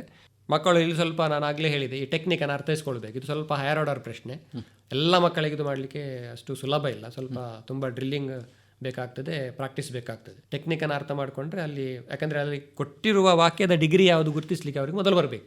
ಈಗ ಇಲ್ಲಿ ಹೇಳಿದ್ದಾರೆ change into comparative degree ಅಂತ ಹೇಳಿದ್ದಾರೆ. ಇಲ್ಲಿ ಪ್ರಶ್ನೆ ನೋಡಿ ಕೊಟ್ಟಿರೋದು, no the girl is as brave as Rajani in the class ಅಂತ ಇದೆ. ಆ ಪ್ರಶ್ನೆಯ ಡಿಗ್ರಿ ಏನನ್ನೋದನ್ನು ಗುರುತಿಸಲಿಕ್ಕೆ ಬರಬೇಕು. ಅದು ಗುರುತಿಸಲಿಕ್ಕೆ ಬರದಿದ್ದರೆ ಅವರು ಮುಂದೆ ಯಾವುದನ್ನು ಯಾವ ರೀತಿ ಯಾವ ಡಿಗ್ರಿಗೆ ಬದಲಾಯಿಸಬೇಕು ಅನ್ನೋದು ಅವರಿಗೆ ಅರ್ಥ ಮಾಡ್ಕೊಳ್ಳಿಕ್ಕೆ ಕಷ್ಟ ಆಗ್ತದೆ. ಅದರಿಂದ ಅದು ಸ್ವಲ್ಪ ನಾನು ಆಗಲೇ ಹೇಳಿದಾಗ ಹೈಯರ್ ಆರ್ಡರ್ ಪ್ರಶ್ನೆ, ಟೆಕ್ನಿಕನ್ನು ಅವರು ಕಲ್ತ್ಕೊಳ್ಬೇಕು, ಸ್ವಲ್ಪ ಅಭ್ಯಾಸ ಮಾಡಬೇಕು. ಇನ್ನೊಂದು ನೋಡಿ, ಇಲ್ಲಿ ಇನ್ಫಿನಿಟಿಗೆ ಸಂಬಂಧಪಟ್ಟ ಹಾಗೆ ಪ್ರಶ್ನೆ ಇಲ್ಲಿ ಕೇಳಿದ್ದಾರೆ. ಯೂಶ್ವಲಿ MCQಗೆ ಕೇಳ್ತಾರೆ ಅದನ್ನು, ಆದರೆ ಇಲ್ಲಿ ಮೊನ್ನೆ ನಮ್ಮ ಮಾಡೆಲ್ ಕ್ವೆಶ್ಚನ್ ಪೇಪರ್ನಲ್ಲಿ 1 ಮಾರ್ಕಿನ ಪ್ರಶ್ನೆ ಡೂ ಆಸ್ ಡಿರೆಕ್ಟೆಡ್ ಅದರ ಅಡಿಯಲ್ಲಿ ಕೇಳಿದ್ದಾರೆ. ಅಂದರೆ ವಿದ್ಯಾರ್ಥಿಗಳಲ್ಲಿ ಗುರುತಿಸಬೇಕು, ಅಲ್ಲಿ 4 ಆಪ್ಷನ್ಸ್ ಕೊಟ್ಟಿರ್ತಾರೆ, ಇಲ್ಲಿ ನೇರವಾಗಿ ಅವರು ಹೆಕ್ಕಿ ತೆಗಿಬೇಕು ವಾಕ್ಯದಿಂದ ಅಷ್ಟೇ. ಮತ್ತೊಂದು ಪ್ರಶ್ನೆ, ಇದು ಹೆಚ್ಚಾಗಿ 16ನೇ ಪ್ರಶ್ನೆ ಇರ್ತದೆ, reported speech, changing A sentence in direct speech into indirect speech. ಇದು ಕೂಡ ಸ್ವಲ್ಪ ಹೈಯರ್ ಆರ್ಡರ್ ಪ್ರಶ್ನೆ. ಇಲ್ಲೂ ಕೂಡ ಮಕ್ಕಳು ಸ್ವಲ್ಪ ಅಭ್ಯಾಸ ಮಾಡಬೇಕು. ಶಿಕ್ಷಕರ ಸಹಾಯವನ್ನು ತೆಗೆದುಕೊಂಡು ವಿವಿಧ ರೀತಿಯ ವಾಕ್ಯಗಳನ್ನು ಬಳಸಿಕೊಂಡು ಸ್ವಲ್ಪ ಅಭ್ಯಾಸ ಮಾಡಿ ಅದು ಮಾಡಬೇಕಾಗ್ತದೆ. ಹೀಗೆ ನಾವು ನೇರವಾಗಿ ಒಂದು 10 ನಿಮಿಷದಲ್ಲಿ 15 ನಿಮಿಷದಲ್ಲಿ ಅಥವಾ ಈ ಮೂಲಕ ಇಲ್ಲಿ ರೇಡಿಯೋ ಕಾರ್ಯಕ್ರಮದ ಮೂಲಕ ಹೇಳ್ತಕ್ಕಂಥ ವಿಷಯ ಇದಲ್ಲ, ಸ್ವಲ್ಪ ಅಭ್ಯಾಸವನ್ನು ಮಾಡಬೇಕಾಗ್ತದೆ. ಹೀಗೆ ಗ್ರಾಮರಿಗೆ ಸಂಬಂಧಪಟ್ಟಂತೆ 16 ಪ್ರಶ್ನೆಗಳು. ಅದಾದ ನಂತರ 17ನೇ ಪ್ರಶ್ನೆ, ಒಂದು ಆಗಲೇ ನಿಮಗೆ ಹೇಳಿದ ಒಂದು ಪ್ಯಾರಾಗ್ರಾಫ್ ಕೊಟ್ಟಿರ್ತಾರೆ, 2 ತಪ್ಪುಗಳಿರ್ತದೆ ಅದರಲ್ಲಿ. ಅದು ಕೆಲವೊಮ್ಮೆ ಕ್ರಿಯಾಪದ ವರ್ಬಲ್ ಮಿಸ್ಟೇಕ್ ಇರ್ಬೋದು, ಪಂಕ್ಚುವೇಷನ್ಗೆ ಸಂಬಂಧಪಟ್ಟಂಥ ಮಿಸ್ಟೇಕ್ಸ್ ಇರ್ಬೋದು, ಆರ್ಟಿಕಲಿಗೆ ಸಂಬಂಧಪಟ್ಟಂಥ ಮಿಸ್ಟೇಕ್ಸ್ ಇರ್ಬೋದು, ಪಾರ್ಟ್ಸ್ ಆಫ್ ಸ್ಪೀಚಿಗೆ ಸಂಬಂಧಪಟ್ಟಂಥದ್ದು ಪ್ರೆಪೊಸಿಷನ್ ಯಾವುದು ಸಹ ಕೇಳ್ಬೋದು. ಅಂಥದ್ದು ಹೆಚ್ಚಾಗಿ ಕೇಳುವಂಥದ್ದು ವರ್ಬಲ್ ಮಿಸ್ಟೇಕ್ ಮತ್ತು ಕ್ಯಾಪಿಟಲ್ ಲೆಟರ್ಸ್, ಅದೇ ಪಂಕ್ಚುವೇಷನ್ಗೆ ಸಂಬಂಧಪಟ್ಟಂಥದ್ದು ಅದು ಕೇಳ್ತಾರೆ. ಮತ್ತು ಇನ್ನೊಂದು ಆರ್ಟಿಕಲ್ಸಿಗೆ ಸಂಬಂಧಪಟ್ಟಾಗ ಆ ಥರದ್ದು ಕೇಳ್ತಾರೆ. ಅಥವಾ ವರ್ಬಲ್ ಮಿಸ್ಟೇಕ್ ಅಂತ ಹೇಳುವಾಗ ಕ್ರಿಯಾಪದಕ್ಕೆ ಸಂಬಂಧಪಟ್ಟಂಥದ್ದು ಆಡ್ವರ್ಬಿಯಲ್ ಮಿಸ್ಟೇಕ್ಸ್ ಅಂತ ಇನ್ನೊಂದು ಕೇಳ್ತಾರೆ, ಕ್ರಿಯಾ ವಿಶೇಷಣ. ಅದು ಅಂಥ ತಪ್ಪುಗಳನ್ನು ಗುರುತಿಸಿ ವಿದ್ಯಾರ್ಥಿಗಳು ಅದನ್ನು ಸರಿಪಡಿಸಿ ಇಡೀ ಪ್ಯಾರಾಗ್ರಾಫನ್ನು ಯಥಾವತ್ತು ಬರಿಬೇಕು. ಅದೇ ರೀತಿಯಲ್ಲಿ ಖಾಲಿ ತಪ್ಪುಗಳನ್ನು ಏನು ಸರಿಪಡಿಸಿದರೆ ಅದನ್ನು ಬರೆಯುವುದಲ್ಲ. ಅಲ್ಲಿ ಆಗಲೇ ನೋಡಿ ಸ್ಪಷ್ಟವಾಗಿ ಅಲ್ಲಿ ಸೂಚನೆಯಲ್ಲಿ ಕೊಟ್ಟಿದ್ದಾರೆ, the following sentence has 2 errors, edit the sentence and rewrite it in the answer book ಅಂತ ಹೇಳಿದ್ದಾರೆ. Rewrite it in the answer book ಅಂತ ಹೇಳುವಾಗ ಇಡೀ ಪ್ಯಾರಾಗ್ರಾಫನ್ನು ಏನು ತಪ್ಪುಗಳನ್ನು ಸರಿಪಡಿಸಿದರೆ ಅದನ್ನು ಹೈಲೈಟ್ ಮಾಡಿ ಒಂದೇ ಅವರು ಅದಕ್ಕೆ ಒಂದು ಬಾಕ್ಸ್ ಹಾಕುವಂಥದ್ದು ಅಥವಾ ಅಡಿಗೆರೆ ಹಾಕುವಂಥದ್ದನ್ನು ಮಾಡಿ ಅದನ್ನು ಇಡೀ ಪ್ಯಾರಾಗ್ರಾಫನ್ನು ಉತ್ತರ ಪತ್ರಿಕೆಯಲ್ಲಿ ಅವರು ಬರಿಬೇಕಾಗ್ತದೆ. ಇದಿಷ್ಟು ಗ್ರಾಮರಿಗೆ ಸಂಬಂಧಪಟ್ಟ ಹಾಗೆ. ಉದಾಹರಣೆ ನಾನು ಆಗಲೇ ಹೇಳಿದೆ 16 ಪ್ರಶ್ನೆಗಳು, 17ನೇ ಪ್ರಶ್ನೆಯನ್ನು ಕೂಡ ನಾವು ಕನ್ಸಿಡರ್ ಮಾಡಿದರೆ, ಗ್ರಾಮರ್ ಅಂತ ಹೇಳೋದು ಕನ್ಸಿಡರ್ ಮಾಡಿದರೆ 18 ಅಂಕಗಳು ಅಲ್ಲಿ ಅವರಿಗೆ ಪಡ್ಕೊಳ್ಳಿಕ್ಕೆ ಅವಕಾಶ ಇದೆ. ಸರ್, ಈಗ ಮತ್ತೊಂದು ಮುಖ್ಯವಾದಂತಹ ಒಂದು ಪ್ರಶ್ನೆ ಏನು ಅಂತ ಹೇಳಿದ್ರೆ ಲೆಟರ್ ರೈಟಿಂಗ್ ಬಗ್ಗೆ. ಹೌದು, ಈ ಲೆಟರ್ ರೈಟಿಂಗ್ ಎಷ್ಟು ಅಂಕಗಳಿಗೆ ಬರುತ್ತೆ ಮತ್ತು ಇಲ್ಲಿ ವಿದ್ಯಾರ್ಥಿಗಳು ಏನೆಲ್ಲ ಗಮನ ವಹಿಸಬೇಕಾಗುತ್ತೆ? ಲೆಟರ್ ರೈಟಿಂಗ್ ಅಂತ ಹೇಳುವಾಗ ಇದು ನಮ್ಮ ಇಡೀ ಕ್ವೆಶ್ಚನ್ ಪೇಪರ್ನಲ್ಲಿ ಅತಿ ಹೆಚ್ಚು ಅಂಕಗಳನ್ನು ಪಡ್ಕೊಳ್ಳಿಕ್ಕೆ ಸಾಧ್ಯ ಇರತಕ್ಕಂಥ ಪ್ರಶ್ನೆ. 38ನೇ ಪ್ರಶ್ನೆ, 5 ಅಂಕಗಳು ಈ ಪ್ರಶ್ನೆಗೆ ಇರ್ತದೆ. ಈಗ ಲೆಟರ್ ರೈಟಿಂಗ್ ಅದು ವಿದ್ಯಾರ್ಥಿಗಳ ಅನುಕೂಲಕ್ಕೆ ಸಂಬಂಧಪಟ್ಟಂಥದ್ದು. ಅಲ್ಲಿ ಇನ್ಫಾರ್ಮಲ್ ಲೆಟರ್ ಇದೆ, ಫಾರ್ಮಲ್ ಲೆಟರ್ ಇದೆ. ಈಗ ಪ್ರಾರಂಭದಲ್ಲಿ ಅಲ್ಲಿ imagine you are Raju Rashmi studying in 10th standard in government high school Attibele, ಹೀಗೆ ಒಂದು ಇಮ್ಯಾಜಿನರಿ ಹೆಸರುಗಳು ಮತ್ತು ಅಡ್ರೆಸ್ಸನ್ನು ಕೊಟ್ಟಿರ್ತಾರೆ. ವಿದ್ಯಾರ್ಥಿಗಳು ಅದನ್ನು ಗಮನಿಸಬೇಕು. ಈ ಕೊಟ್ಟಿರ್ತಕ್ಕಂಥ ಅಡ್ರೆಸ್ ಇದು ಎರಡೂ ಪ್ರಶ್ನೆಗಳಿಗೆ ಸಂಬಂಧಪಟ್ಟಂಥದ್ದು. ಇನ್ಫಾರ್ಮಲ್ ಲೆಟರ್ ಇರ್ಬೋದು, ಫಾರ್ಮಲ್ ಲೆಟರ್ ಇರ್ಬೋದು. ಎರಡೂ ಪ್ರಶ್ನೆಗಳಿಗೆ ಆ ಹೆಸರು ಮತ್ತು ಅಡ್ರೆಸ್ ಏನು ಕೊಟ್ಟಿದ್ದಾರೆ ಅದು ಎರಡೂ ಸೇಮ್. ಕೆಲವು ಮಕ್ಕಳು ಕನ್ಫ್ಯೂಸ್ ಮಾಡ್ಕೊಳ್ತಾರೆ, ಕೆಳಗಿನ ಪ್ರಶ್ನೆಗಳಿಗೆ ಕೊಟ್ಟಿಲ್ಲ ಅಂತ ಹೇಳ್ತಾರೆ. ಅಲ್ಲಿ ಆರ್ ಅಂತ ಕೊಟ್ಟು ಪ್ರಶ್ನೆನ ಕೆಳಗೆ ಕೊಟ್ಟಿರ್ತಾರೆ, ಅದಕ್ಕೆ ಕೊಟ್ಟಿಲ್ಲ ಅಂತ ಹೇಳ್ಕೊಂಡು ಕನ್ಫ್ಯೂಸ್ ಮಾಡ್ಕೊಂಡು ಅವರದೇ ಸ್ವಂತ ಅಡ್ರೆಸ್ ಮತ್ತು ಇದನ್ನೆಲ್ಲ ಯಾವುದು ಹೆಸರುಗಳನ್ನೆಲ್ಲ ಬರೀತಾರೆ. ಆ ರೀತಿ ಇಲ್ಲ. ಅದು ಅಲ್ಲಿ ಪ್ರಾರಂಭದಲ್ಲಿ ಕೊಟ್ಟಿರ್ತಕ್ಕಂಥ ಅಡ್ರೆಸ್ ಮತ್ತು ಏನು ಹೆಸರು ಇದೆ ಅದೇ ಎರಡು ಪ್ರಶ್ನೆಗಳಿಗೆ ಅನ್ವಯಿಸ್ತದೆ. ಈಗ ಪರ್ಸನಲ್ ಲೆಟರ್ ಅಂತ ಹೇಳುವಾಗ ಅದರಲ್ಲಿ 5 ಸ್ಟೆಪ್ಸ್ ಇದೆ. ಆ 5 ಸ್ಟೆಪ್ಸನ್ನು ಅವರು ಫಾಲೋ ಮಾಡಬೇಕಾಗ್ತದೆ. ಪ್ರಾರಂಭದಲ್ಲಿ ಫ್ರಮ್ ಅಡ್ರೆಸ್ ಅಂತ ಬರ್ತದೆ, ಅದು ಅಲ್ಲಿ ಕ್ವೆಶ್ಚನ್ ಪೇಪರ್ನಲ್ಲಿ ಸಿಗ್ತದೆ. ಮತ್ತೆ ಒಂದು ಡೇಟ್ ಅನ್ನು ಅದಕ್ಕೆ ಸೇರಿಸಬೇಕು. ಎರಡನೇದು ಯಾರಿಗೆ ಅವರು ಬರೀತಾರೆ, ಈಗ ನೋಡಿ ಇದರಲ್ಲಿ ಹೇಳಿದ್ದಾರೆ write a letter to your father, ಅಲ್ಲಿ ಅವರು ಡಿಯರ್ ಫಾದರ್ ಅಂತ ಬರೀತಾರೆ, ಅದು 2ನೇ ಭಾಗ. 3ನೇ ಭಾಗದಲ್ಲಿ ವಿಷಯ ಕೇಳಿದ್ದಾರೆ. ವಿಷಯ ಏನಂತ ಹೇಳಿದ್ದಾರೆ, requesting your father to send you 5,000 rupees for educational excursion ಅಂತ ಹೇಳಿದ್ದಾರೆ. ಅದು ಈಗ ಪ್ರಾರಂಭದಲ್ಲಿ ಈಗ ನಾನು ಆಗಲೇ ಹೇಳಿದೆ ಫ್ರಾಮ್ ಅಡ್ರೆಸ್ ನಂಬರ್ 1 ಅಂತ ನೀವು ಕೊಟ್ಕೊಂಡ್ರೆ 1ನೇ ಭಾಗ. 2ನೇ ಭಾಗ ಯಾರಿಗೆ ಅವರು ಲೆಟರ್ನ ಬರೀತಾರೆ, ಈಗ ತಂದೆಗೆ ಬರೀತಿರ್ತಕ್ಕಂಥದ್ದು ಡಿಯರ್ ಫಾದರ್, ಅದು 2ನೇ ಭಾಗ. ಮತ್ತು 3ನೇ ಭಾಗಕ್ಕೆ ಹೋಗುವಾಗ ವಿಷಯ ಅಂತ ಹೇಳುವಾಗ ಅಲ್ಲೊಂದು 3-4 ಭಾಗಗಳನ್ನು ಮಾಡ್ಕೊಳ್ಬೇಕಾಗ್ತದೆ. 1ನೇ ಭಾಗ ಸ್ವಲ್ಪ ಕ್ಷೇಮ ಸಮಾಚಾರ, ನಾನು ಐ ಆಮ್ ಫೈನ್, ಈ ಥರದೆಲ್ಲ ವಿಷಯಗಳು. 2ನೇದು ಸ್ವಲ್ಪ how he or she studying, ಹೇಗೆ ತಾನು ಓದ್ತಾ ಇದ್ದೇನೆ ಅಂತಕ್ಕಂಥದ್ದು, ಅದೊಂದು 2ನೇ ಪ್ಯಾರಾಗ್ರಾಫ್. 3ನೇ ಪ್ಯಾರಾಗ್ರಾಫ್ನಲ್ಲಿ ಏನಿಲ್ಲಿ ವಿಷಯವನ್ನು ಕೇಳಿದ್ದಾರೆ ಕ್ವೆಶ್ಚನ್ ಪೇಪರ್ನಲ್ಲಿ ಅದರ ಬಗ್ಗೆ ಒಂದು 3-4 ವಾಕ್ಯಗಳನ್ನು ಬರೀಬೇಕಾಗ್ತದೆ. ಈಗ ನಾನು ಆಗಲೇ ಹೇಳಿದೆ 1 ಆಯಿತು 2 ಆಯಿತು, 3ನೇ ಭಾಗದಲ್ಲಿ 3A 3B 3C 3D ಅಂತ ಮಾಡಿಕೊಂಡ್ರೆ 4 ಭಾಗಗಳಾಗ್ತದೆ. 1ನೇ ಭಾಗ ನಾನು ಆಗಲೇ ಹೇಳಿದೆ ಕ್ಷೇಮ ಸಮಾಚಾರ, about health, I am fine, ಈ ಥರದ ವಿಷಯಗಳನ್ನು ಬರೀತೇವೆ. 2ನೇದರಲ್ಲಿ ಬರೆಯುವಾಗ ಸ್ವಲ್ಪ ಸ್ಟಡೀಸ್ ಬಗ್ಗೆ, how he or she studying, ಹೇಗೆ ತಾನು ಕಲಿತಾ ಇದ್ದೇನೆ, ಹೌ ಟೀಚರ್ಸ್ ಆರ್ ಹೆಲ್ಪಿಂಗ್, ಸಹಾಯ ಮಾಡ್ತಿದ್ದಾರೆ, ಅದನ್ನು ಬರೀತಕ್ಕಂಥದ್ದು. ಈ 2 3A ಮತ್ತು B ಏನಿದೆ ಯಾರಿಗೇ ಕೇಳಿದ್ರು ಅದೇ ಪ್ಯಾರಾಗ್ರಾಫ್ಗಳನ್ನು ಬರಿಬಹುದು. 3C ಅಂತಕ್ಕಂಥದ್ದು ಪ್ರಶ್ನೆ ಪತ್ರಿಕೆಯಲ್ಲಿ ಏನು ವಿಷಯ ಕೇಳಿದ್ದಾರೆ ಅದರ ಬಗ್ಗೆ student has to write 2 to 3 sentences. ಅದು ಅರ್ಧ ವಿಷಯ ಅಲ್ಲೇ ಕೊಟ್ಟಿದ್ದಾರೆ ನೋಡಿ. ಈಗ ಏನು ಕೇಳಿದ್ದಾರೆ ಇಲ್ಲಿ, requesting him to send you 5,000 rupees for educational excursion ಅಂತ ಸಾಧಾರಣ ಅಲ್ಲಿ ಒಂದು ವಾಕ್ಯ ಅಲ್ಲೇ ಇದೆ. ಇನ್ನೊಂದು 2 ವಾಕ್ಯಗಳನ್ನು, ಸಣ್ಣ ಸಣ್ಣ ವಾಕ್ಯಗಳನ್ನು ಅವರಿಗೆ ಹೇಗೆ ಗೊತ್ತಾಗ್ತದೆ ಹಾಗೆ ಒಂದು ಸೇರಿಸಬೇಕು. ಅಲ್ಲಿಗೆ 3C ಆಯಿತು. 3D ಅಂತ ಹೇಳುವಾಗ ಸ್ವಲ್ಪ ವಿಶಸ್ಸನ್ನು ಕನ್ವೆ ಮಾಡ್ತಕ್ಕಂಥದ್ದು, please convey my wishes to all at home, ಈ ಥರದನ್ನು 3D ಅಲ್ಲಿ ಬರೀತಾರೆ. ಅದರಿಂದ 3ನೇ ಭಾಗ ಏನಿದೆ 3A 3B 3C 3D ಅಂತ ಮಾಡಿಕೊಂಡ್ರೆ ಅಲ್ಲಿ ಒಂದು ಸಾಧಾರಣ ಬಾಡಿ ಆಫ್ ದ ಲೆಟರ್ ಅಂತ ನಾವು ಕರಿತೇವೆ, ಸ್ವಲ್ಪ ಚೆನ್ನಾಗಿ ಕಾಣ್ತದೆ. ಯಾಕಂದರೆ 5 ಮಾರ್ಕ್ಗಳು ಅಂತ ಹೇಳುವಾಗ ಸ್ವಲ್ಪ ವಿಷಯಗಳನ್ನು ಮಕ್ಕಳಲ್ಲಿ ಬರೀಬೇಕು. ಇನ್ನು 4ನೇ ಭಾಗ ಲೀವ್ ಟೇಕಿಂಗ್ ಅಂತ ಹೇಳ್ತೇವೆ, ಎಂಡಿಂಗ್ ಯುವರ್ಸ್ ಲವಿಂಗ್ಲಿ ಅಲ್ಲಿ ಬರೀಬೇಕಾಗ್ತದೆ. ಮತ್ತು ಮೇಲೆ ಬರೆದಿರ್ತಕ್ಕಂಥ ಹೆಸರನ್ನು ಇಲ್ಲಿ ಕೇಳಿದ್ದಾರೆ. ಈಗ ರಾಜು ಅಂತ ನಾನು ಮೇಲೆ ಬರೆದ್ರೆ ಯುವರ್ಸ್ ಲವಿಂಗ್ಲಿ ಅಂತ ಬರೆದು ರಾಜು ಅಂತ ನಾನು ಬರಿತೇನೆ, ಅದು 4ನೇ ಭಾಗ. ಇನ್ನು ಕೊನೆಯ ಭಾಗ 5ನೇ ಪಾರ್ಟ್, ಟು ಅಡ್ರೆಸ್, ಯಾರಿಗೆ ನಾವು ಪತ್ರವನ್ನು ಬರಿತೇವೆ ಅವರ ವಿಳಾಸವನ್ನು, ಅದೊಂದು ಇಮ್ಯಾಜಿನರಿ ಅಡ್ರೆಸ್ಸನ್ನು ನಾವೇ ಬರ್ಕೊಳ್ಬೋದು. XYZ XXX ಒಂದು 2 ಸರ್ತಿ ಹಾಕ್ಕೊಂಡು ಯಾವುದೋ ಒಂದು ಬೇರೆ ಸ್ಥಳದ ಹೆಸರನ್ನು ಹಾಕಿದರೆ ಅಲ್ಲಿಗೆ 5 ಭಾಗಗಳಲ್ಲಿ ಸುಲಭವಾಗಿ ಕಾಣ್ತದೆ. 50% ಮಾರ್ಕ್ ಫಾರ್ಮ್ಯಾಟ್ ಏನಿದೆ ಆ ಫಾರ್ಮ್ಯಾಟಿಗೆ ಇರ್ತಕ್ಕಂಥದ್ದು. ಅದರಿಂದ ಈ 5 ಸ್ಟೆಪ್ಸ್ ಏನಿದೆ ಅದರಲ್ಲಿ ಕಾಣಬೇಕು ಸ್ಪಷ್ಟವಾಗಿ. ಆವಾಗ ಅವರಿಗೆ ಅಲ್ಲಿ 50% ಮಾರ್ಕ್ಸಲ್ಲಿ ಬರ್ತದೆ, ಸಮಸ್ಯೆ ಇಲ್ಲ. ಮತ್ತು ಉಳಿದಂಥ ಅಂಕಗಳು ಅವ್ರು ಏನು ವಿಷಯಗಳನ್ನು ಬರೆದಿದ್ದಾರೆ, ಬರೆದಿರ್ತಕ್ಕಂಥ ವಾಕ್ಯಗಳು ವ್ಯಾಕರಣಬದ್ಧವಾಗಿದೆಯಾ ಅಂತಕ್ಕಂಥದ್ದನ್ನು ಗಮನಿಸಿ ಅಲ್ಲಿ ಸುಲಭವಾಗಿ 5ರಲ್ಲಿ 4 ಅಂಕಗಳನ್ನಂತ ಖಂಡಿತವಾಗಲೂ ಪಡೀಲಿಕ್ಕೆ ಸಾಧ್ಯ ಇದೆ. ಏನೂ ಅದರಲ್ಲಿ ಮೋಸ ಇಲ್ಲ. ಅದೇ ರೀತಿಯಲ್ಲಿ ಅಫಿಷಿಯಲ್ ಲೆಟರ್ಗಳು ಬರುವಾಗಲೂ ಅದೇ ರೀತಿ ಅಲ್ಲೂ ಕೂಡ ಇಲ್ಲಿ ನಾವು ಟು ಅಡ್ರೆಸ್ಸನ್ನು ಕೊನೆಯಲ್ಲಿ ಬರಿತೇವೆ, ಅಲ್ಲಿ ಫ್ರಮ್ ಮತ್ತು ಟು ಅಡ್ರೆಸ್ ಪ್ರಾರಂಭದಲ್ಲೇ ಬರ್ತದೆ. ಮತ್ತು ಉಳಿದಂತೆ ನಾನು ಆಗಲೇ ಹೇಳಿದೆ, ಯಾರಿಗೆ ಇಲ್ಲಿ ಕೇಳಿರ್ತಕ್ಕಂಥದ್ದು ನೋಡಿ, ಏನು ಕೇಳಿದ್ದಾರೆ, write a letter to your panchayat chairman ಅಂತ ಕೇಳಿದ್ದಾರೆ.